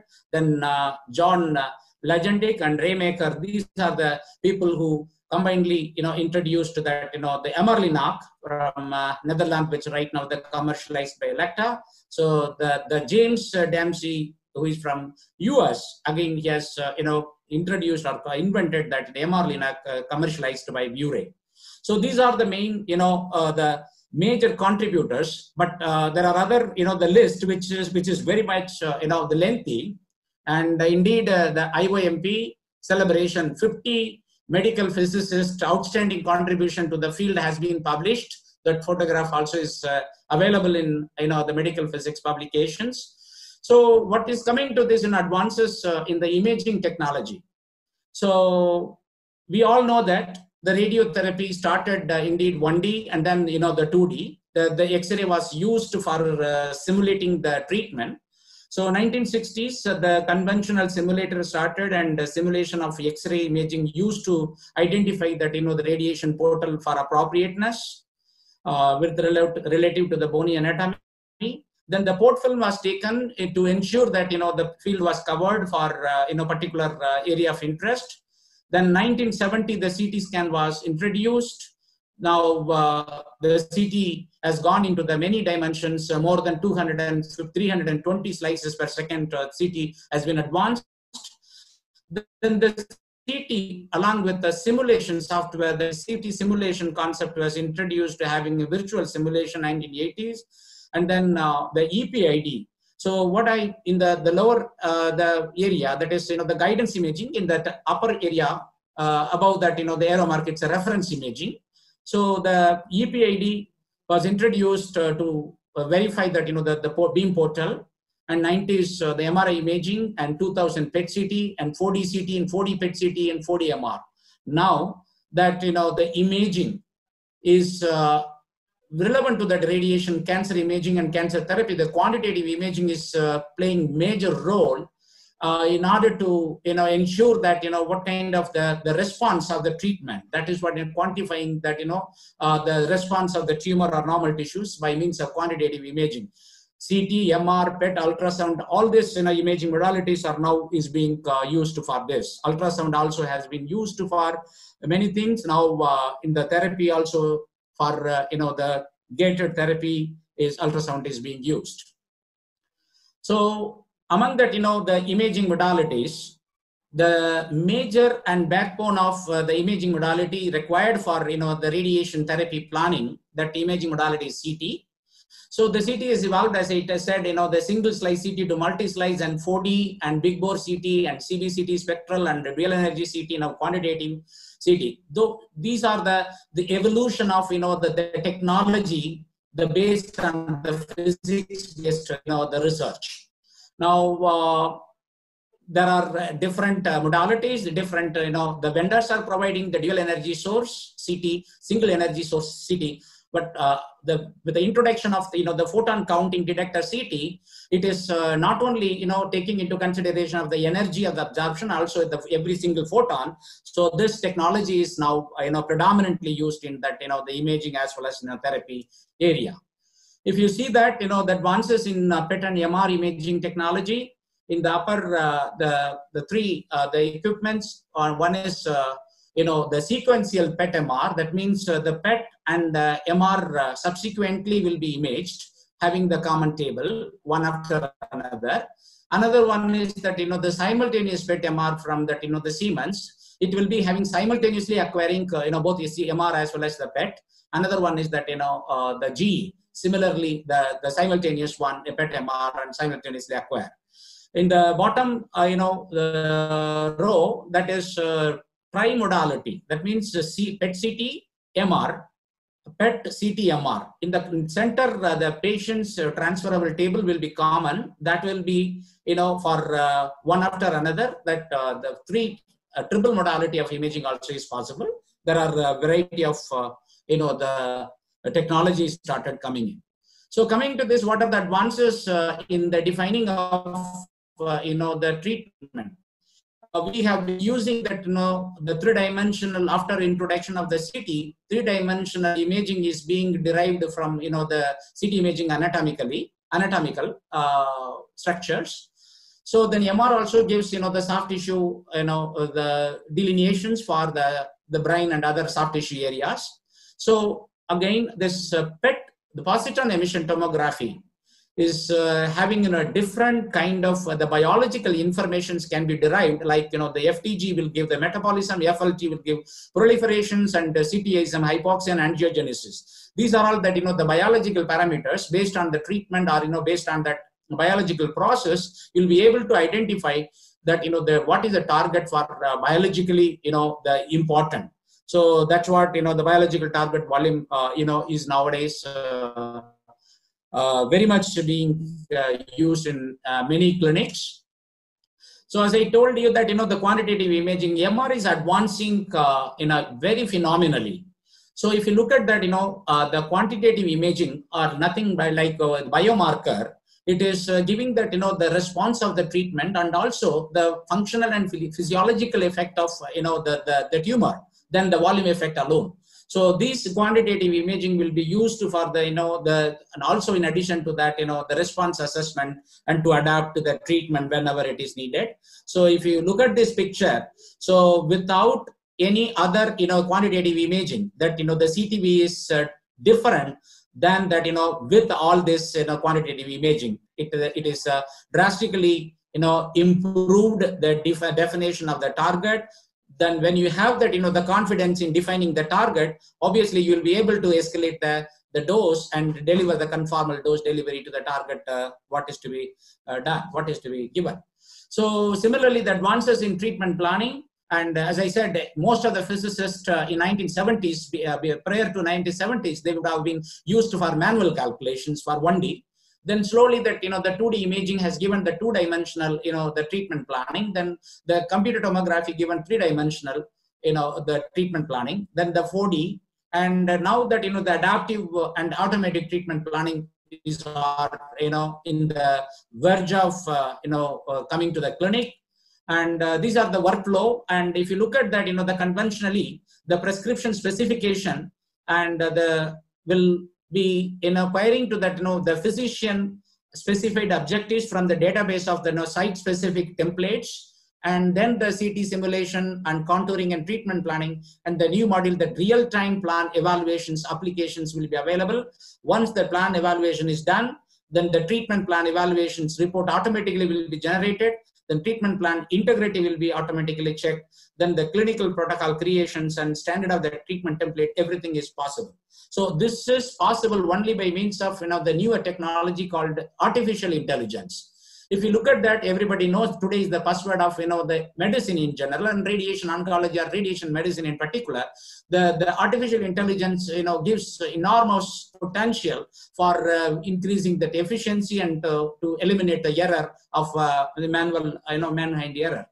So if you look at that, artificial intelligence technology in radiation therapy, in all the areas, starting from the patient selections, we can ask that why we should have to use this technology or techniques, and what could be the expected improvement if you use this technology. What is the comparisons of this efficient of this technology or treatment compared to that other treatment modalities. So those kind of queries is possible by means of using that, the artificial intelligence. Then the simulation, even, the target delineations, auto segmentation is possible, and treatment planning and QA, adaptive radiotherapy is one of the major important area where that, the artificial intelligence being used in terms of, the machine learning and deep learning.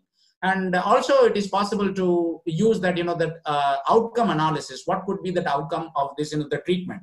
So using this, artificial intelligence and radiation oncology is really going to be, very, very efficient way of delivering the treatment. If you look at that, how that artificial intelligence, will be useful. So the diagnosis and evaluation of the cancer by MD, and the treatment planning scanning, and the MD prescribes the dose to the tumor and the maximum the normal tissue. Then the doctor delineates the target and, the normal tissue. This is what the conventional. Then the physicist or the dosimetrist will create the plan and choice of choosing that, the beam arrangements and calculating the dose and optimization using an iterative method. And again, that, the reviewing that by doctors, and if it is required to edit, and edits will be identified, the planner will be using the replanning and reviewing again, and the MD will again approve. And the physicist will QA, then the QA issues will be rectified before the first treatment. After the physicist approves that, the QA, then the patients will be treated. This is what the convention. If you look at that in application of artificial intelligence, it will take off almost half of the job. So this automatic contouring and planning will be, eliminated by, trial and error method of, the planner. And also it will be giving, the automated plan QA and high quality consistency and reduced editors, reduced errors will be there. This is what, the artificial intelligence. So if you look at that, how that, the definition of the volumes is advanced. In 1993, in ICRE 50 has defined that, the GTV, CTV, PTV, OAR, and IV and TV, irradiated volume and treated volume. And 1999, the ICRE 62 again introduced PRV and OAR, OAR to that, the margin. Then 83, 2010, the new concept towards an IMRT, the prescription and the reporting and recording, that RVR, risk volume, was defined. And recently, 2017, in view of stereotactic body radiotherapy and stereotactic radiosurgery, and the imaging for GTV definition and what is the modality should be used is being defined by the ICRU. So that means when the ICRU coming to the picture, that, almost that the technique or technology is coming to the standard of the care. So that is what we believe. So coming to this, the technology of the delivery, I will not go into the detail of, the more, the technology, the version, but however, I will be giving that, overview about that, the historical developments, what has happened in various, the teletherapy machine. Of course, soon after that, X-ray was discovered, that X-ray was used for patient treatment. Then the radium and cobalt machines were used. Then in 1950s, the linear accelerator of, low energy and, the 8 MB or a different, the linear accelerator were used for two-dimensional treatment. And, before that, the imaging modalities are 3D imaging modalities are available. So coming to this, what is today? The current advanced radiation oncology is having, the multimodality imaging, whereby that, the tumor and normal tissue definition is more accurate, and we are giving that, the tightly safety margin, so that you'll be able to eliminate that side effects reduction, and the prescription dose is possible. Similarly, when you look at that, the radiation treatment planning, we are using image registration software, not only the rigid and also the deformable, and auto segmentation is possible, and advanced dose calculation starting from correction-based, model-based to the Monte Carlo. Then optimization, not only the physical and biological optimization, RBE-based, LET-based optimization, multi-criteria. All this, the techniques and technologies are being used.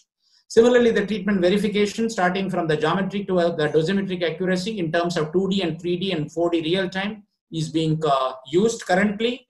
And coming to this treatment delivery, and focused smaller beams are very challenging. That is what SRS, SRT, and SBRT, intensity modulated and real-time and dynamic beams, and unflatted the beams, and proton and carbon ion. So these are all the current technology and clinically being used in various centers globally. So what is the recent developments?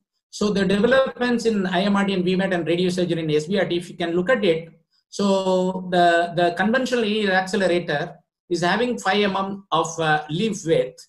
It can go up to even 1 mm of the virtual leaf width to do that the radiosurgery treatment, having 40 by 40. This is one of the linear accelerator commercial vendor. Similarly, that another vendor is called the Edge machine, that is dedicated for the radiosurgery, having more precise the gadgets and technology. Then of course the tomotherapy and the latest Radix Act, and then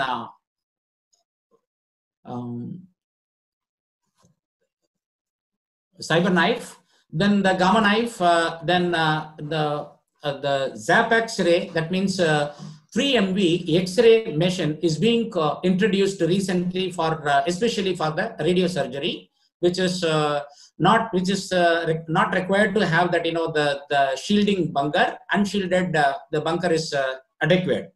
Similarly, when you see that the developments in the particle therapy, so 1954 the first patients have been treated, but in between it was not used for the patient treatment because of that many technological reason.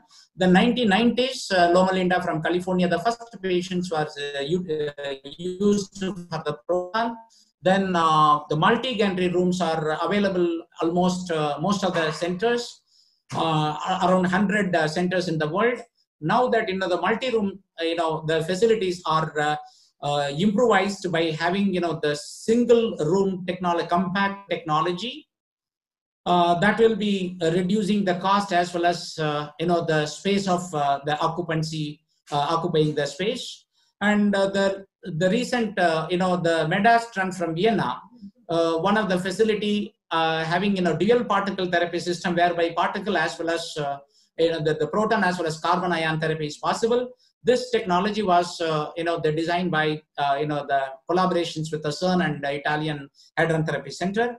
And coming to this, the latest technology advancement for towards that, the biological or the real-time image-guided adaptive radiotherapy, the machines like MR linear accelerator and AI-based linear accelerator from the Varian ethos.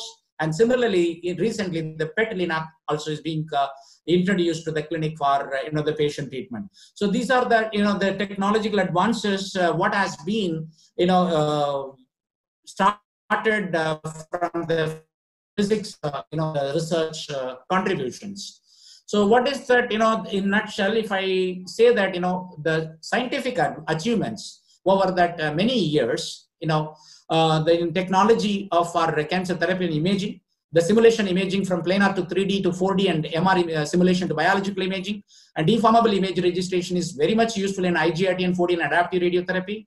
The treatment planning started from 2D to 3D in inverse planning and 4D and adaptive and biology based, the MCO as well as the RB and LET weighted automatic planning with machine learning, artificial intelligence incorporating into the engine.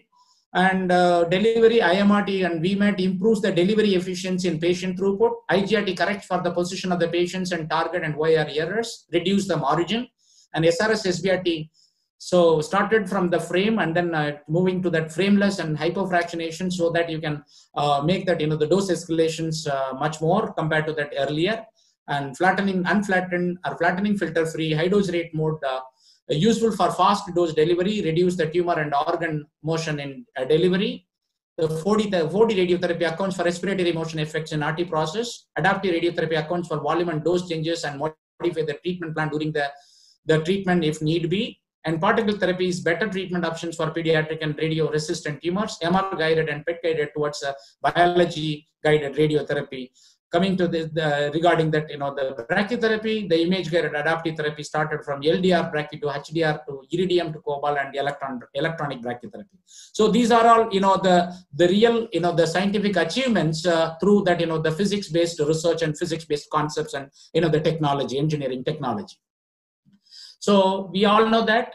So the various, how that the clinical outcome, it's not, still it is in the phase of establishing that evidence how the technology is really helping for the survival or the patient's outcome. But if you look at that, so from the 2D to that IMRT, if you see that the progressions for after the IMRT era, so the progression started in the linearly in the slope in an incremental manner. Again, after the carbon therapy, it's a plateau. But obviously, there are a lot of technologies being under progress and under development. It will be, the giving that, the solution. So what is that upcoming, the therapy is the biological guided radiation therapy.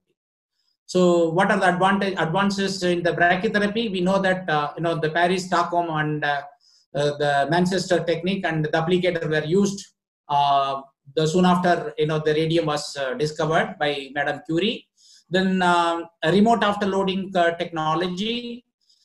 Then the miniaturized step source was used with the optimization. Then modern imaging modalities and multimodality imaging technology. Then intensity modulated brachytherapy with the inverse planning. Then electronic brachytherapy. Then CM based cone beam CT also being used for the planning.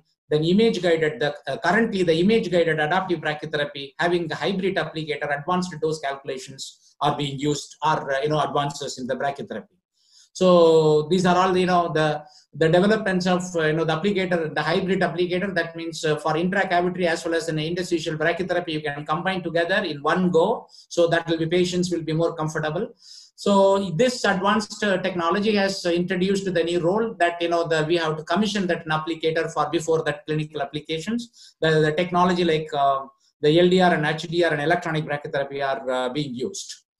So what are the achievements? While combining this interstitial and intracavitary brachytherapy, a form of adaptive brachytherapy towards the personalized brachytherapy, it is an approach to alternative to that, the template-based brachytherapy. It is both convenient for the patients as well as the practitioner. And the deformable image registrations play a very important role in dose mapping and summations between EBRT and brachy.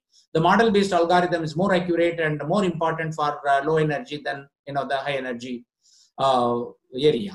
So the model-based dose calculation algorithms important for the shielded applicator in gynae in combined applicator. And combined applicator or combined brachytherapy resources is intensive but more effective compared to that the earlier this one. So I'm not going to go into the details of the advanced the dosimetry, which is more important for the physics. But the 1D and 2D beam dosimetry equipment were used initially for the beam calibrations. And recently, the introduction of the SRS, SRT, and small field dosimetry was becoming a really challenge. So we have been receiving most of the news about that how the small field the dosimeter, especially for output measurements, the physicist use that the detector in spite of the smaller volume, and if you should not if you are using that larger volume, probably the errorness is going to be very much high. That is going to be the systematic. So similarly, the 3D dosimetry, the gel dosimetry, and the 3D three-dimensional, the shape of the phantoms are available. And real-time dosimetry started, coming up. And the dosimetry in the presence of the magnetic field in the case of MR linear accelerator very challenging, and need to really take care of that. What kind of the precautions to be taken while ordering that the dosimetry systems and the immobilization system when the presence of magnetic field in MR linear. And in vivo dosimetry, even for EPID is being used for in vivo dosimetry. Then the end-to-end QA dosimetry. This is very much important advancement when the dosimetry is concerned. Even including the IAEA, initially they used to send for the point dose measurement for output factor verifications in order to ensure that the beam was calibrated correctly.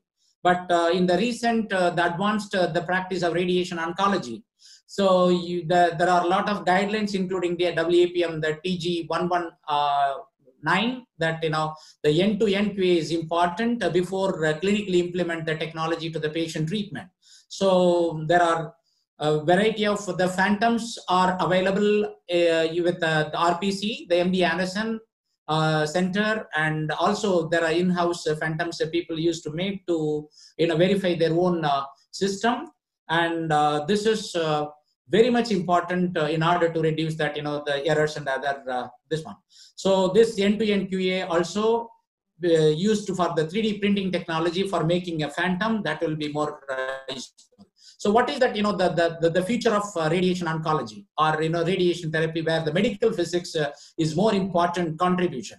So the integrating the radiation technologies and imaging and biology, not only the technology and imaging and tumor biology in terms of genomic and proteomics and metabolimics are being incorporated into the treatment planning system or the biological modeling algorithm. So now we are moving towards like genomically guided radiation therapy, towards the personalized radiation therapy.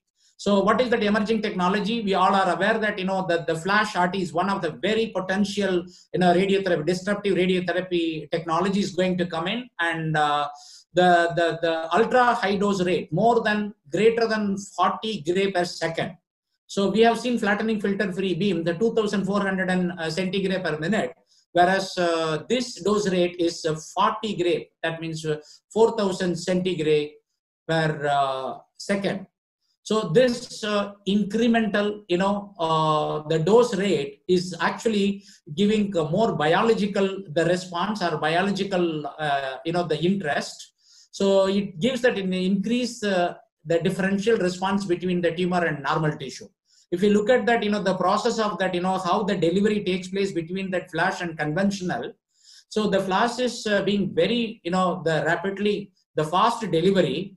So the reaction, the reactive oxygen species, which is in a radical, the free radical, which is more in conventional radiotherapy compared to that, the flash radiotherapy. This is the major and main important component, which makes that, the major difference between the tumor and, the critical structure much spared and without compromising the coverage. Coming to this again, that what are the technologies available? We all are aware that the flash radiotherapy started in that the Switzerland University, whereby they have started with preclinical animal irradiation equipment. Now it is transformed to that the name called the flash knife. This is the electron 6 MeV electron and having ultra high dose rate. And again, even proton therapy now started going into the clinic, like a flash proton therapy. The major vendor like IB and the Varian, they were using for clinical. And there are preclinical technologies like phaser and even conventional ELAC can be used for this. Even IORT, electron-based, the flash therapy is possible. That the very high, the electron energy is not only to, usually we encounter to up to 20 MeV in conventional radiotherapy, whereas that very high energy electron in the range of 100 to 200 MeV electron is being used. You will be able to achieve that, in between that, the photon advanced therapy to that, the highly particle therapy advantages. So these are the research, the trend of medical physics. One of the publications in 2016 from India that Sandan Kumar has analyzed about how that, the medical physics publication or medical physics have contributed globally.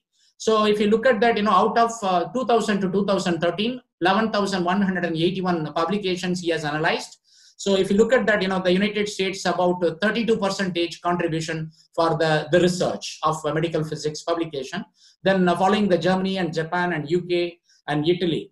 So whereas in India, we are about 1.4%. And I think this is one of the informations that we are supposed to, the work and develop, how we can contribute to that more research into this. So current medical physics research is actually evolving in the different the area. Particularly if you look at that 23% of the medical physicists are they're doing the research based on that clinical implementation and clinical improvement, including that audits. Then that 17% from the imaging analysis, the 10% from treatment planning applications, and 9% from dose measurements and calculations, then 7% from interfractions and adaptive methods, and 7% from CT imaging. And this is what, the distribution of, conventionally that, the clinical improvement research, how that in the medical physics are being carried out. So again, we being a physicist, we are also supposed to contribute based on that, the biological research. If you look at that, the Astro Cancer Biology Task Group published, what is the potential of the biology, cancer, the biological research. If you look at that, so the tumor microenvironment is one of the important parameter whereby that, the metastatic cancer develops. Based on that, 18% of, the potential or maximum research can be possible with, the tumor microenvironment and various ways. And this is one of the important concept, how that, the physics is useful for doing the research in the tumor microenvironment will be, discussed. You all know that. So the NCI, the National Cancer Institute, US, has come up with a proposal in 2009 to the physicists in the United States. They have started, the program called the Physical Sciences Oncology, wherein the physical scientist, the biologist, and the cancer physician, combinedly, they do the research. That the research is called, the Physical Sciences Oncology Network Program. So if you look at that, what is that, the physics of cancer? So the physics of cancer is that, most of the cancer dies due to the metastasis, 90% of the cancer. So because the important that, the phenomenon, how the cell moves from one place to other places. And also you may be aware that there are institutions like the New York University, they started the oncophysics program. So the oncophysics program, again, they will be, studying about the transport of that, the cancer mass from one place to other places, and how this, the cancer cells generate the forces and migrate from one place to other places to make that metastasis. How the cells will be deformed by the fluid forces, how the cells other to that, the blood vessels, and how the cell grow with a different the stiffness, and the physics phenomena like pressure, temperature, mechanical forces. So all these physics phenomena will be able to study to understand how that, the tumor grows. From the technology development to the tumor development, the physics concept is possible to apply. So this is what, one of the things. Coming to this challenges, so we all know that, as I told you, am I shooting the line? Yeah, just can you? Yeah, I will be. So there are various the challenges, but one of the important things in the human, the resource development is important, and the lack of the resources and the inadequate, the training. And these are all the important challenges. So in the recent ISRO physics group, they have identified what are the challenges in 4 areas. Like, the target definition should be transformed from art to science. In here, the medical physicist or physicist is possible to compute using that computational, the physics or computational modeling, how the tumor will be shrinking. So you will have to understand that, the anatomy and physiology more detailed than, what normally we learn. And another the challenges that in development and implementation of artificial intelligence in the clinic, then modeling of the biological effect in the personalized medicine, the leadership in the changing role of world of radiation oncology. These are the 4 areas that in ISRO physics group, they have said that, the challenges to be met out. So what are the horizons? The medical physics today, we are using, the X-rays and nuclear medicine imaging and MR and ultrasound. In the future more, and CT, ultrasound, PET CT, and even the MR 7 Tesla and the spectroscopic MR imaging, 3D image, real imaging, and PET MR. Similarly, in the radiation therapy, today we are most of the treatment based on the photon, electron, and IMRT. In the future, it will be a proton and IMBT and MR guided and PET guided heavy ions and flash therapy. So in the radiation protections, we are interventional CT, and in the later and the future, the more interventional practice outside the radiology department, and the risk-based management will be there. So again, coming to this, what are the horizons for the medical physics in cancer research?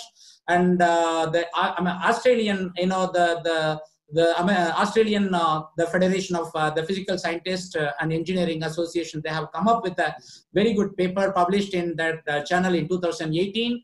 What is that, the medical physics in cancer research areas for the future? Even the medical physics areas like the nature of the cancer to understand the metastasis, how the physics of metastasis and progression, tumorigenesis, different type of physical characteristics and cancer normal cells, and biology like computational biology, and treatment, including that immunoresponse and various the targeted therapy and targeted drug delivery and novel dosimetry, and personalization area in the genomics and the radiomics, and treatment based on that personal response, and during that treatment, and the data analytics, even including the epidemiology, artificial intelligence, learning from bioinformatics, big data, automated clinical, the data collection, and the diagnosis and imaging, and MR miscellaneous, even the project, the research project, how to do that. So what are the essential for the sustainable development? We have to make sure that the workforce through that the accredited program of education and training is important. The certifications and practice accreditation program is important. Career progressions need the staffing level, then the staffing, quality management and other things. Quality management. Sorry. Why it is? Still, how many slides?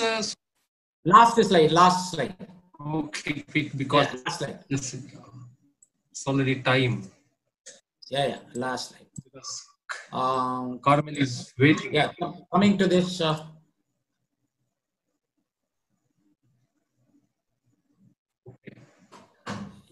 Yeah, what is the important thing is that, the dedicated research facility and program and independent professional department. Coming to this summary and conclusion. So the medical physics is a research-oriented translational research. We have achieved from that, the standardization to the optimization, adaptation, and personalization in cancer imaging as well as in therapy. The medical physics clinical practice improved quality and safety of the diagnostic and treatments and saves many lives. And innovative technology development is the key for the professional growth. That achievement comes with the challenges, which is an opportunity to do, the more achievements further. With this, the promising future of medical physics lies in promoting the profession, the protecting the federation, and personalizing the patient care. So this is where the physics, the future of the physics is back to the basics. With this, I thank you for everyone for patience listening. Thank you, sir. Thank you very much for the comprehensive narration of the current and futuristic perspective of the medical physicist as a multidisciplinary health professional. Now we have with us Dr. Carmel Caruana, who is a leading figure in transforming medical physicists as leaders in healthcare. He is Professor and Head, Department of Medical Physics, University of Malta, and he set up the European School for Medical Physics Experts in Prague. Recognizing that the issue of strong leadership is critical for the profession, he set up and authored the EUTE-MPE EFOMP leadership module, Leadership in Medical Physics, Development of the Profession and the Challenges for the Medical Physics Expert, which was the first such module worldwide. He is past chairperson of the Education and Training Committee of EFOMP, lead author of the Role and Education and Training chapters of the EU document, European Guidelines on the Medical Physics Expert, lead author of the EFOMP policy statements on education and training, and the role of the medical physicist, and past associate editor for educational and training and professional issues for Physics Medica, the European Journal of Medical Physics.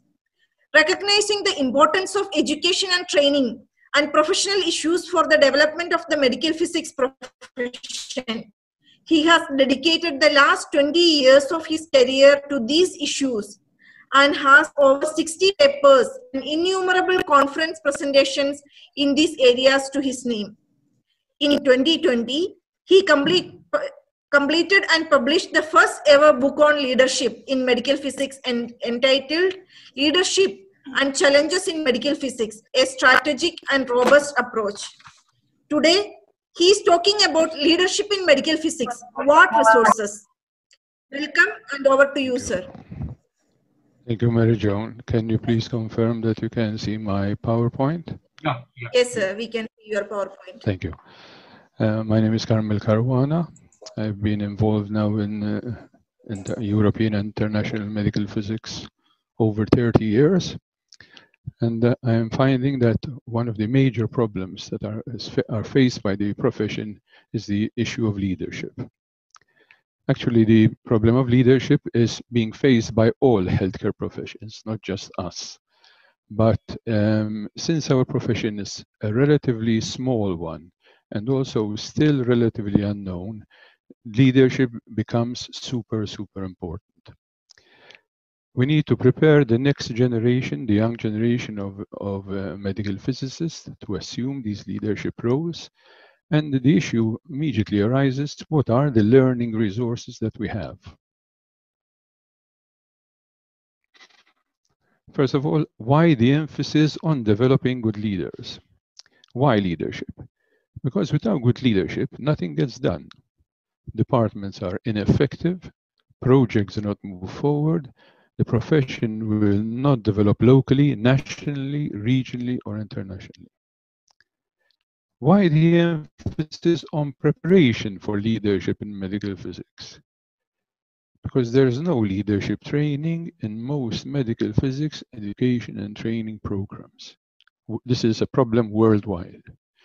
Because society has become too complex for leading simply by intuition and off-the-cuff decisions. It's not possible. Oh, okay, let's do this. It's not possible anymore. You'll fail.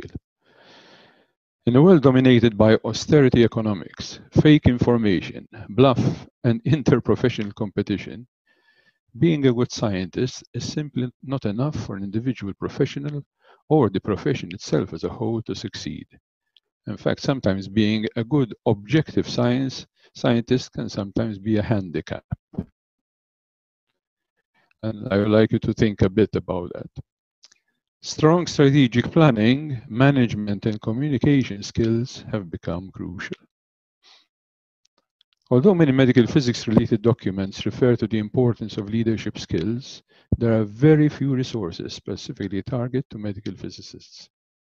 There are many for other professions, but not to medical physicists. The younger generation needs to be prepared to take over when it's time for this generation to retire. If we do not prepare future leaders, it will mean problems for the profession in future. Each one of these points, you can take half an hour on them. I'm putting them forward for you to think about. Not now, because there isn't time, but when you have some free time, please, some quality time, give some quality time to these issues. Junior medical physicists need to prepare themselves for leadership. But learning resources specific to our profession are extremely limited. Let's do a quick literature review on Pubmed.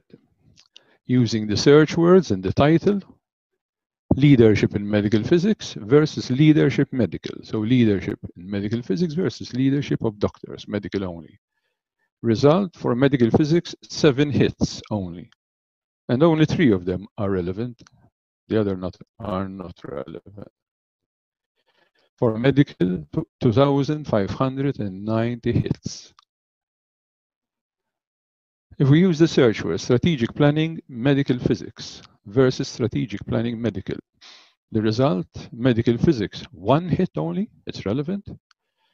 Medical, 232 hits. Notice, everybody, this is a brilliant opportunity for many of us to do research. There's a lot of research that can be done and published in leadership in medical physics, a lot of it. Some of you should take some of the time that you use for scientific work to actually do research on leadership and how to develop better leaders. It's publishable. In Physica Medica, the European Journal of Medical Physics, we're publishing it because it has become so crucial. And these are the, if you take the 3 relevant here and the 1 relevant here, these are the 4 that we have here. Okay. There's 1 MBA degree is needed for leadership roles in medical physics profession. It's what is known as a parallel opposed editorial here. This is in the Journal of Applied Clinical Medical Physics. You have 2 people, one saying the MBA is needed, but another one is saying it's not needed. So it's that type of debate. Another one was down here. It's in medical physics, in the Journal of Medical Physics. I was one of the first authors there. It's a point-counterpoint debate. Subjects such as strategic planning, extradisciplinary communication, and management have become crucial to medical physics clinical practice and should become an integral part of the medical physics curriculum. These are all freely downloadable, guys. Please download them and start reading them. What type of groups shall I be leading? Leadership is very diverse. You can have many types of groups. Look at these groups here, over here. Have a look at them. You can read them yourself. They are all different types of groups. They all require different kind of leadership. You have from a new group of medical physics trainees to the members of the medical physics organization in your country, your local, your national medical physics organization. But if you take them all, and there are others also, you can categorize them into 3 groups, main groups. What I call the scientific groups, the clinical groups, and the strategic groups. The scientific groups are those who do the basic science for us. They're extremely important. They push the scientific aspect of the profession forward. Here we are very well developed. We're super. The medical physics profession is very, very good in its scientific work. Extremely good. One of the best. One of the best. And we have very good leaders there. I am sorry to say that almost all of them have not given some of their time to write about their scientific leadership, because I think it's very important that these people who have a very vast experience in leading scientific teams to write about how they led the teams, what things that they tried and worked, and what things that they tried and didn't work, and what would they do better next time. We don't have this type of discourse in medical physics, and we need to do it. Then we have the clinical teams. These are the hospital-based. They are applying essentially what the first group to the clinical practice. Again, we're very good in this also, but this is very, very variable. There are countries where it's very highly, not countries, I mean more pockets in the country. For example, if you take the USA, okay, if you take Yale and these places, they are very good. You have, say, 10 pockets which are very strong. The rest are not so normal. Okay, and the same in other countries. We have the same situation in Europe and many other countries. It's very, very variable.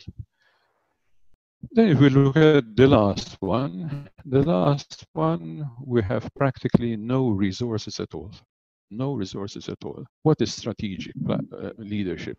Strategic leadership is assessment of what is the state of the profession at this moment in my country, in the world, in Europe, in Asia. What is it? What is its state? Where are we going? In which direction do we want to go?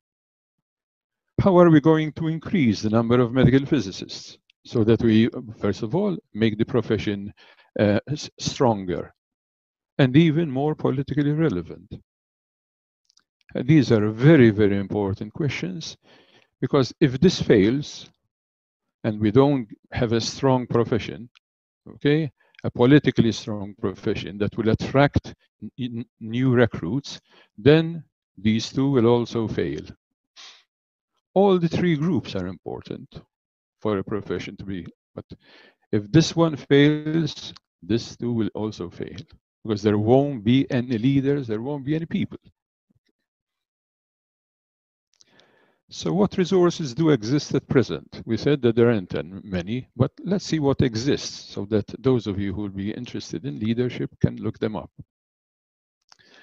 In Europe, I'm proud to say that we have this course, this module. It's called Leadership in Medical Physics, Development of the Profession, and the Challenges for the Medical Physics Expert. This was in diagnostic and interventional radiology. I was the initiator of this one. I started it myself. I wrote practically most of the material in it, but I also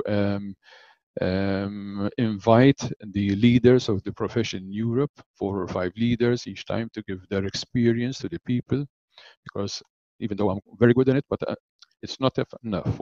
These are things which shouldn't be done by a single person only.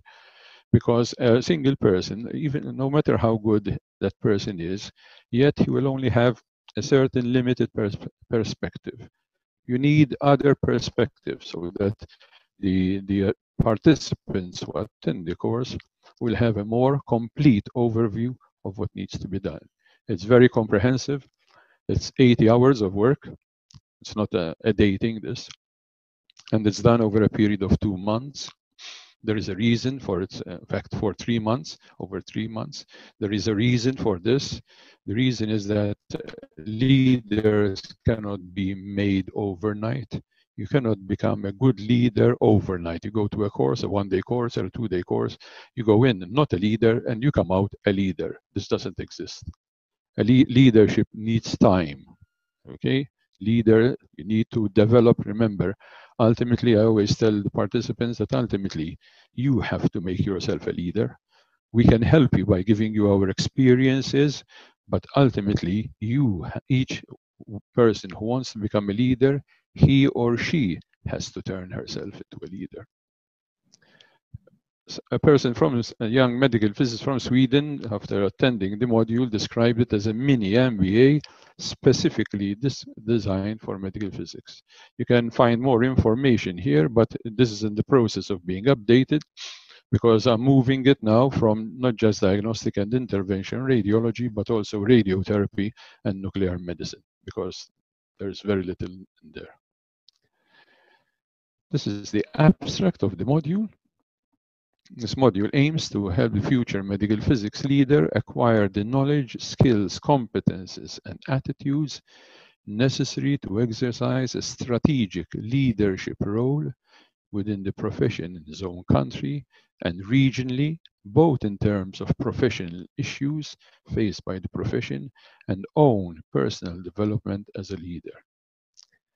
In this one, in the module, they will meet established, they will have the opportunity to interact and discuss issues facing the profession and their personal development with established European leaders.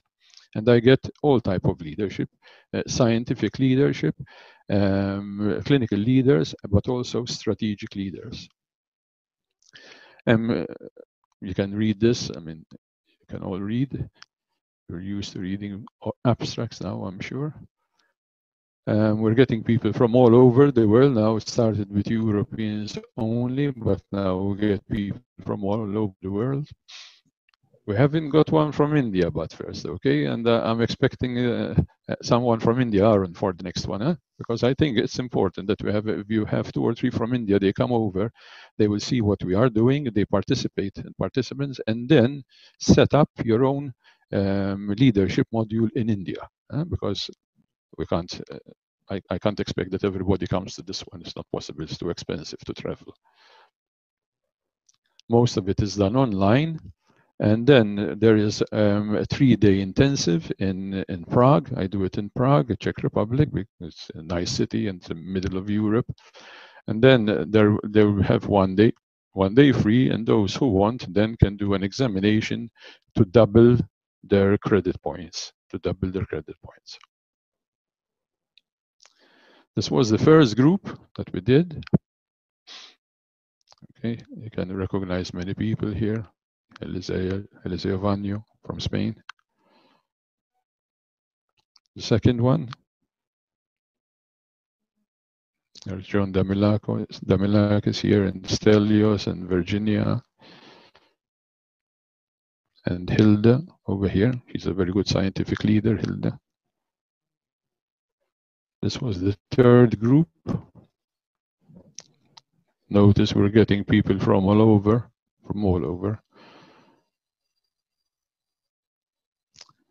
The next one will be on this day. It will be November start. The online will start November 21. The on-site in Prague will be February 2022. I'm hoping that by the time this COVID crisis will be over, because we missed doing it this year because of the crisis. In the United States, the Aapm have a Medical Physics Leadership Academy Committee. Okay, I have been through. They have their website here. They organize sometimes a summer meeting, a summer school. Okay, it's a 3-day thing, but again, it's not really a comprehensive one. One of the it has its strong points and weak points. I think one of the problems that it has, although it's not a problem for Americans, is that there's a sometimes I feel too big an emphasis on the business aspects and the leadership of a profession.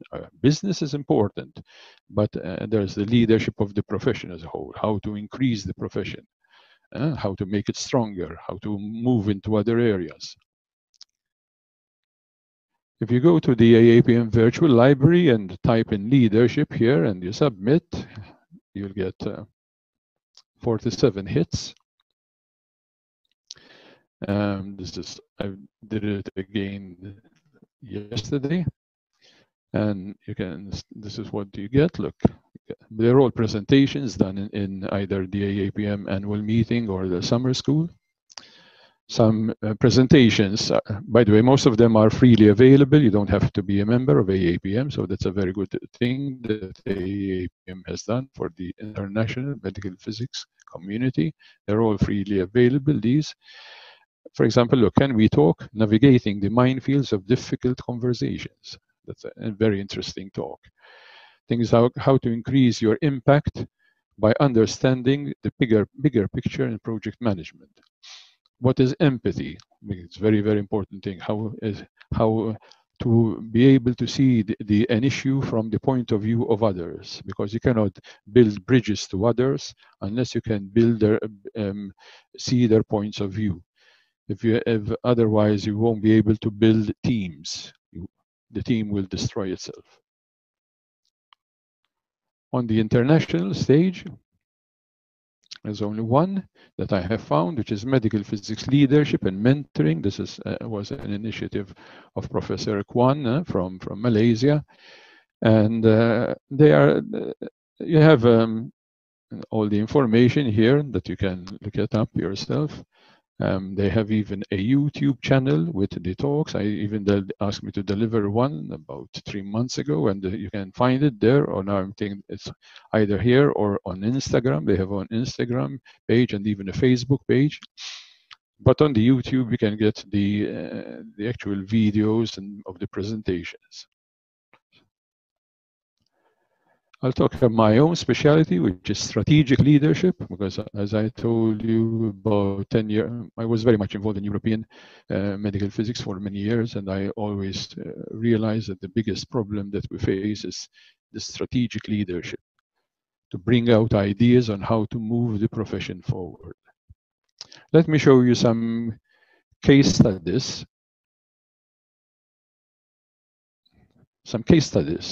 To indicate to you, because probably many of you are saying, what exactly is this strategic leadership? I'm going to show you a series of 6 case studies, and you can read them. I'll give them the opportunity to read them, give you 1 minute each, and to show you what type of issues we're dealing with. Some of these case studies, I faced them myself. Others, I got from the participants of the leadership course in Prague. Let's look at the first one. I'm sure many of you will recognize the issues yourself.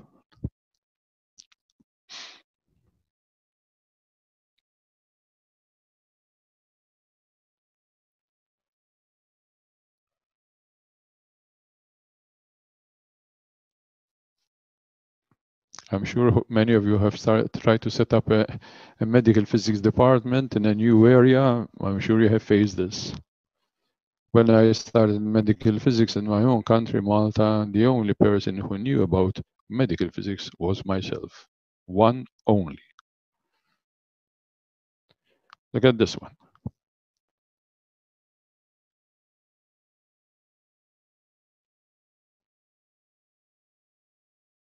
DRLs are diagnostic reference levels. Huh?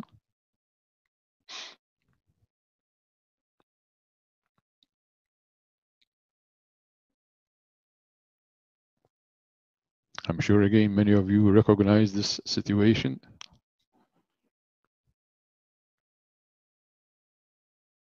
Look at this one.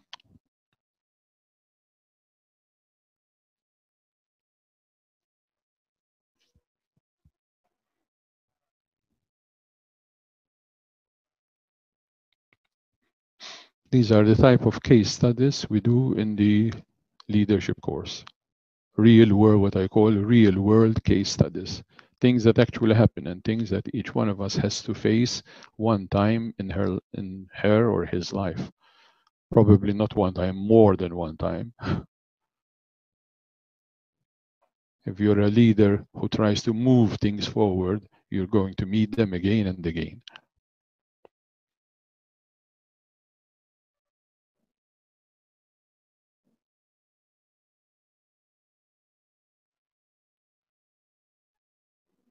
And notice it's very important to face these issues. Many people try to avoid facing these issues. That's not a good idea in this world. You know, in this world, to become mature, you must not escape from problems. You must recognize that problems exist, analyze them, and solve them. This is what we do in physics. We're very good in this. We're excellent. And we are, as medical physicists and physicists, we are excellent problem solvers. We have been solving problems since we were 10 years old. Okay. Now we need to apply our problem-solving competences and abilities and skills even to strategic problems. They're just another problem. They're a different kind of problem. But ultimately, the system is the same. Identify what is the problem, analyze it, and find solutions to that problem. Look at this one.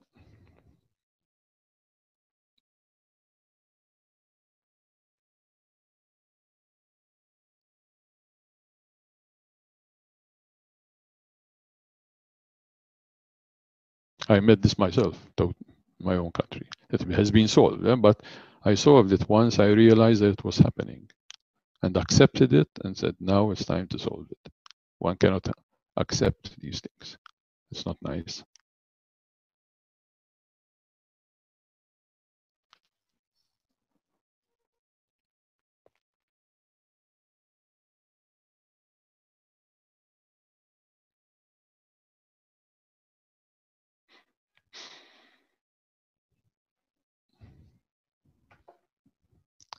I'm sure that many of you have seen many of these case studies in their own career. Huh? And if you haven't seen them, you're lucky. It's only a matter of time, but you meet them. So it's important to prepare, start thinking about them and prepare yourself for them so that when they hit you, you will not cower. You will stand tall and solve them. Stand tall calmly and solve them. You will know that other people, other medical physicists in the world and even in your own country have met them. You're not the only one who's meeting them, and you will find a way of solving them and discuss with others. This is the counterpoint that I did. Look, this is what I always say, that in today's world, being a good scientist is not enough. In a world of austerity economics, faith in information, bluff, and interprofessional competition, being a good scientist is not enough for individual profession or the profession to succeed. You need other skills, which are also important, and you need to give these things quality time. Not, okay, let's sit around a table for an hour, discuss it whilst having coffee. No way. No way you'll solve it like that. It needs quality time. It needs to be done in a systematic way, like all the other scientific research that we do. It needs to, if there's a problem, it needs to be researched, investigated, and a solution found. This is the book that I have just published. It's the first one in the world about leadership, the strategic approach, because I think for scientific leadership and clinical leadership, I think there aren't any books either. And I invite any of you who would like to write a book on, for example, scientific leadership in medical physics to just write to me, and I will make sure that if it's a real good proposal, it really gets published. Please write to me. This is an invitation. I'm on the editorial board of the Institute of Physics of the UK, of the publishing series. If any of you have a good idea on leadership and even other things, even scientific things, but a good idea, write to me and I will help them. Please read this book. I didn't write it so that it will end up on the libraries of bookshelves on libraries and just gather dust. It will be worthless. The idea of having this book is for you to read it, see what is the way of doing strategic planning, and apply it in your areas to improve the situation of your own hospital group, perhaps of the medical physics profession in your area, and even in your country, in your region, and ultimately at the level of IOMP, also the world. Thank you for your attention. Thank you very much, sir, for presenting a clear prospect of how medical physicists can grow up to proficient leaders in scientific, clinical, and strategic dimensions of healthcare, utilizing available resources efficiently. Now, it's time for discussions. We have received a number of questions and we will attempt to address them one by one within the time frame. Many appreciative comments from the participants we have received, but I am not going into that. As we all know, our speakers are the best we could have to talk about medical physics as a profession. There are many requests to conduct similar sessions in QA and dosimetry also, and I am sure Professor Chogle will take care of that. And also, I would like to encourage all of you to join the Aapm monthly webinars, which are mostly for QA and dosimetry details. I would like to ask the first question, which is to Professor Chogle. One participant asked, what are the basic educational requirements to enroll into a medical physics course? Yeah, that already has been given by IAEA, IOMP, and so on. You should have a bachelor's degree in physics or engineering sciences, and after that you should have a master's in medical physics, and then a residency program to become a clinically qualified medical physicist. Thank you, sir. The next question is to Professor S.D. Sharma, sir. The question is it possible to get a course certificate to work as an RSO? Actually, yes. Right now, we do not have any course for RSO. The syllabus is incorporated in the medical physics courses. So we conduct only RSO certification examination. So we do not conduct the course now. Earlier, 1 month, 2 weeks to even 3 months program were there, but now it has been considering the large number of candidates and accommodating them in Mumbai, which is a very costly city, for 2 weeks to 1 month. Because of all this problem, but we are thinking from MP that we will initiate some program with the help of MP chapters. So, but I will not be able to tell the time frame. Then it will be started. We are just discussing and planning. Thank you, sir. And the next question is to Dr. B Subramani, sir. The question is, as the Indian medical physicists are facing many challenges, what role the NMC can play to resolve the challenges faced by medical physicists as a profession? It's a very good question, whoever asked this. I think, though we are very proud to say that we have passed more than 45 years as a professional body existing in our country, we are making improvements slowly one by one. I'm sure that the present, the national body will take upon, the matters, whatever the requirements to recognize medical physicists by the government and to adherence to this, the NMC bill. I think that is a one thing which needs to be collectively, face and solve the issues. Yes, we are not much, although that the AERB is being a government body partially regulating us, but still, as a government act, we are unable to really, join as a recognized profession in the country. And soon, probably, the developments are happening. Similar to that, the NMC, there are commissions whereby we are actually working on. The hoping that we will be definitely sorting out the challenges what we are facing in our country, including the career progressions and the recognition, etc. Thank you, sir. And the next question is to Professor Caruana. So maybe Professor Chaugale also can put light into this. So the leadership education, like what initiatives are taken to include that into the professional curriculum, means the university curriculum for medical physics education in an international level, and how this leadership in medical physics, it will separately affect the people who are working in a private and public sector hospitals. Well, what is being done is exactly what I have said in my presentation. That's the situation that we have.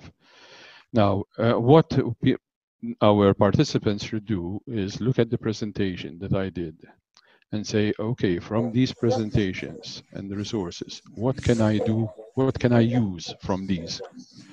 Because at the for example, at the master's level, almost nothing is done anywhere. In my case, I have introduced it in my own master's in Malta, but it's very, very, very little is done. So it's very important, I think, for people like Professor Chogil to think. I don't know whether anything is being done at the moment in India, but I think it's very important for you guys to think about it and start with a. We don't have to start with a big bang. You start with a small number of hours and then increase them little by little. You will find that you will be increasing them because the students want these lectures. They want these lectures. And it will attract more people to the profession. Thank you. Just I will add to these things because University Grant Commission and also chancellors of the universities are talking to the universities, and I am involved in the university, even for the professional and medical education, the extracurricular activities kind of thing, because you just a focused professional education doesn't give you the opportunity to develop the other qualities, and that is mandated to have some kind of program. And even there are 10 points which when you get a graduation or a post-graduation, those points scales on activity in a sport, debating, other kind of activities where a teamwork and leadership can develop. So it's a university curriculum has to take care and being taken, at least guidelines are coming, but at the ground level, implementation and things has to be done holistically to bring it up. I think, with your mind, Mary Jo, I think it's very important, especially in the case of medical physicists. The reason is that, remember, the number of medical physicists is few. So often when you get a new graduate, and after a year doing clinical, he will be sent to a hospital where, probably in India it's happening also, where most people don't know anything about medical physics. The management of the hospital doesn't know. So in the case of young medical physicists, it's even worse than medical doctors, because at least medical doctors, if they go to a hospital or if they are nurses, the people in the hospital will know what a nurse is, know what a medical doctor is, but they would not know what a medical physicist is. So the challenge for the young medical physicist is much higher. But if with proper preparation, this can be achieved with proper. But we need to start, in my opinion, as early as possible to support them as early as possible in their career, because that will give them a good boost in their early career time. Thank you. Yes, sir. Thank you. The last question is like, when we specialize in radiotherapy, radiodiagnosis, and nuclear medicine, how much weightage should be given to each stream, and whether it is required to have specialization in all three streams, or one can go ahead with one field of specialization? At least the residency program says that you have to have 2 years residency program in one branch, let us for radiotherapy physics. Then if you want to add on the radiology, another 1 year. If you want to add on nuclear medicine, you have to have 1 more year of residency, because these are specialized things. And that is what the international organization recommends, that the residency in different category of medical physics, and minimum 2 years you spend in radiodiagnosis, then 1 year if you additional radiotherapy want, that kind of things has to be done. Thank you, sir. And with that, we will conclude. And now I would like to invite Professor Arun Chowgule, Organizing Chairman, for the concluding remarks.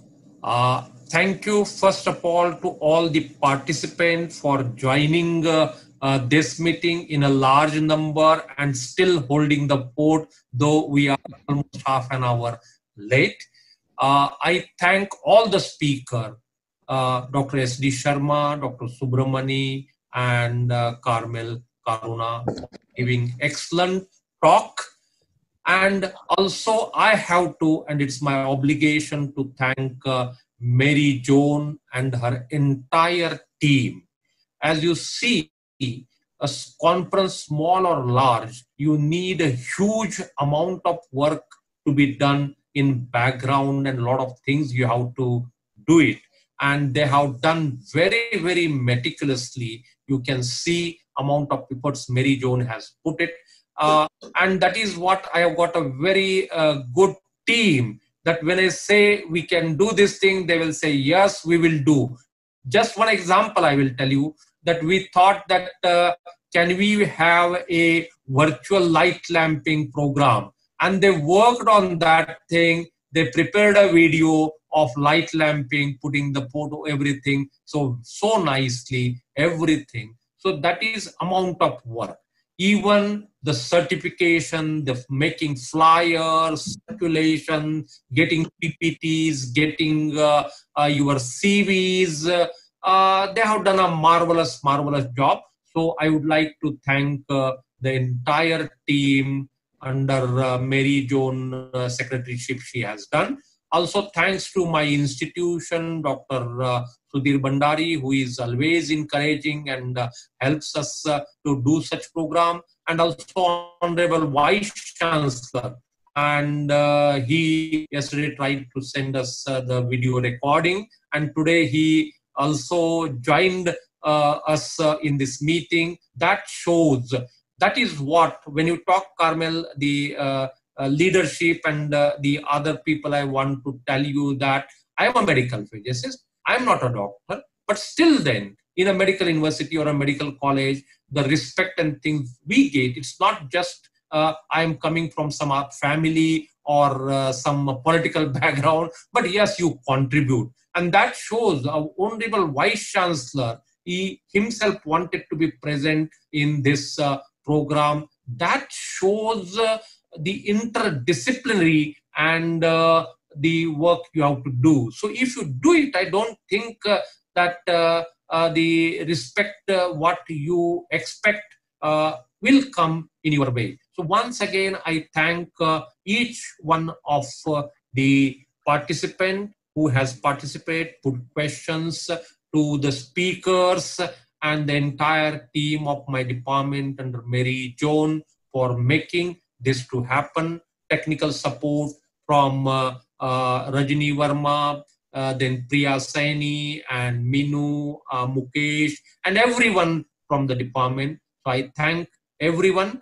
and I think we should close. And tomorrow, again at 9 o'clock, very good program. We have got Dr. Mahesh Mahadevappa, who will be joining from USA, Renato Padovani from Italy, Slavik Tabako from London, and the panel from the Dr. G.K. Rath from AIMS, Dr. Deep Narayan Srivastav from AIMS, Dr. Pratik Kumar will be moderating, Dr. Paul Ravindran from CMC Vellore. So I will like the participant to join and make it interesting efforts. And your suggestion, just what QAQC in other program we talked about. Yes, we have to put a lot of work and hard work, labor and things. But as in this profession, we would like to support the demand of the youngsters and the junior people. With this thing, should we close, Mary, or you want? Okay, thank you very much. I would like to thank Professor Chougule and all the speakers today and all participants today for your enthusiastic attendance. There are great times ahead of us. All of our country needs our service. Each one of us is needed in our country, community, maybe medical college, hospital or university to ensure decisive, visible and measurable actions are taken for the medical physics profession. At this ending phase of the virtual symposium to celebrate the International Day of Medical Physics, IDMP 2020, I hope that the spirit of this event will make each and every one of us to be a leader within and beyond our own spheres of influence and commit to take pragmatic action to accelerate professional and personal development.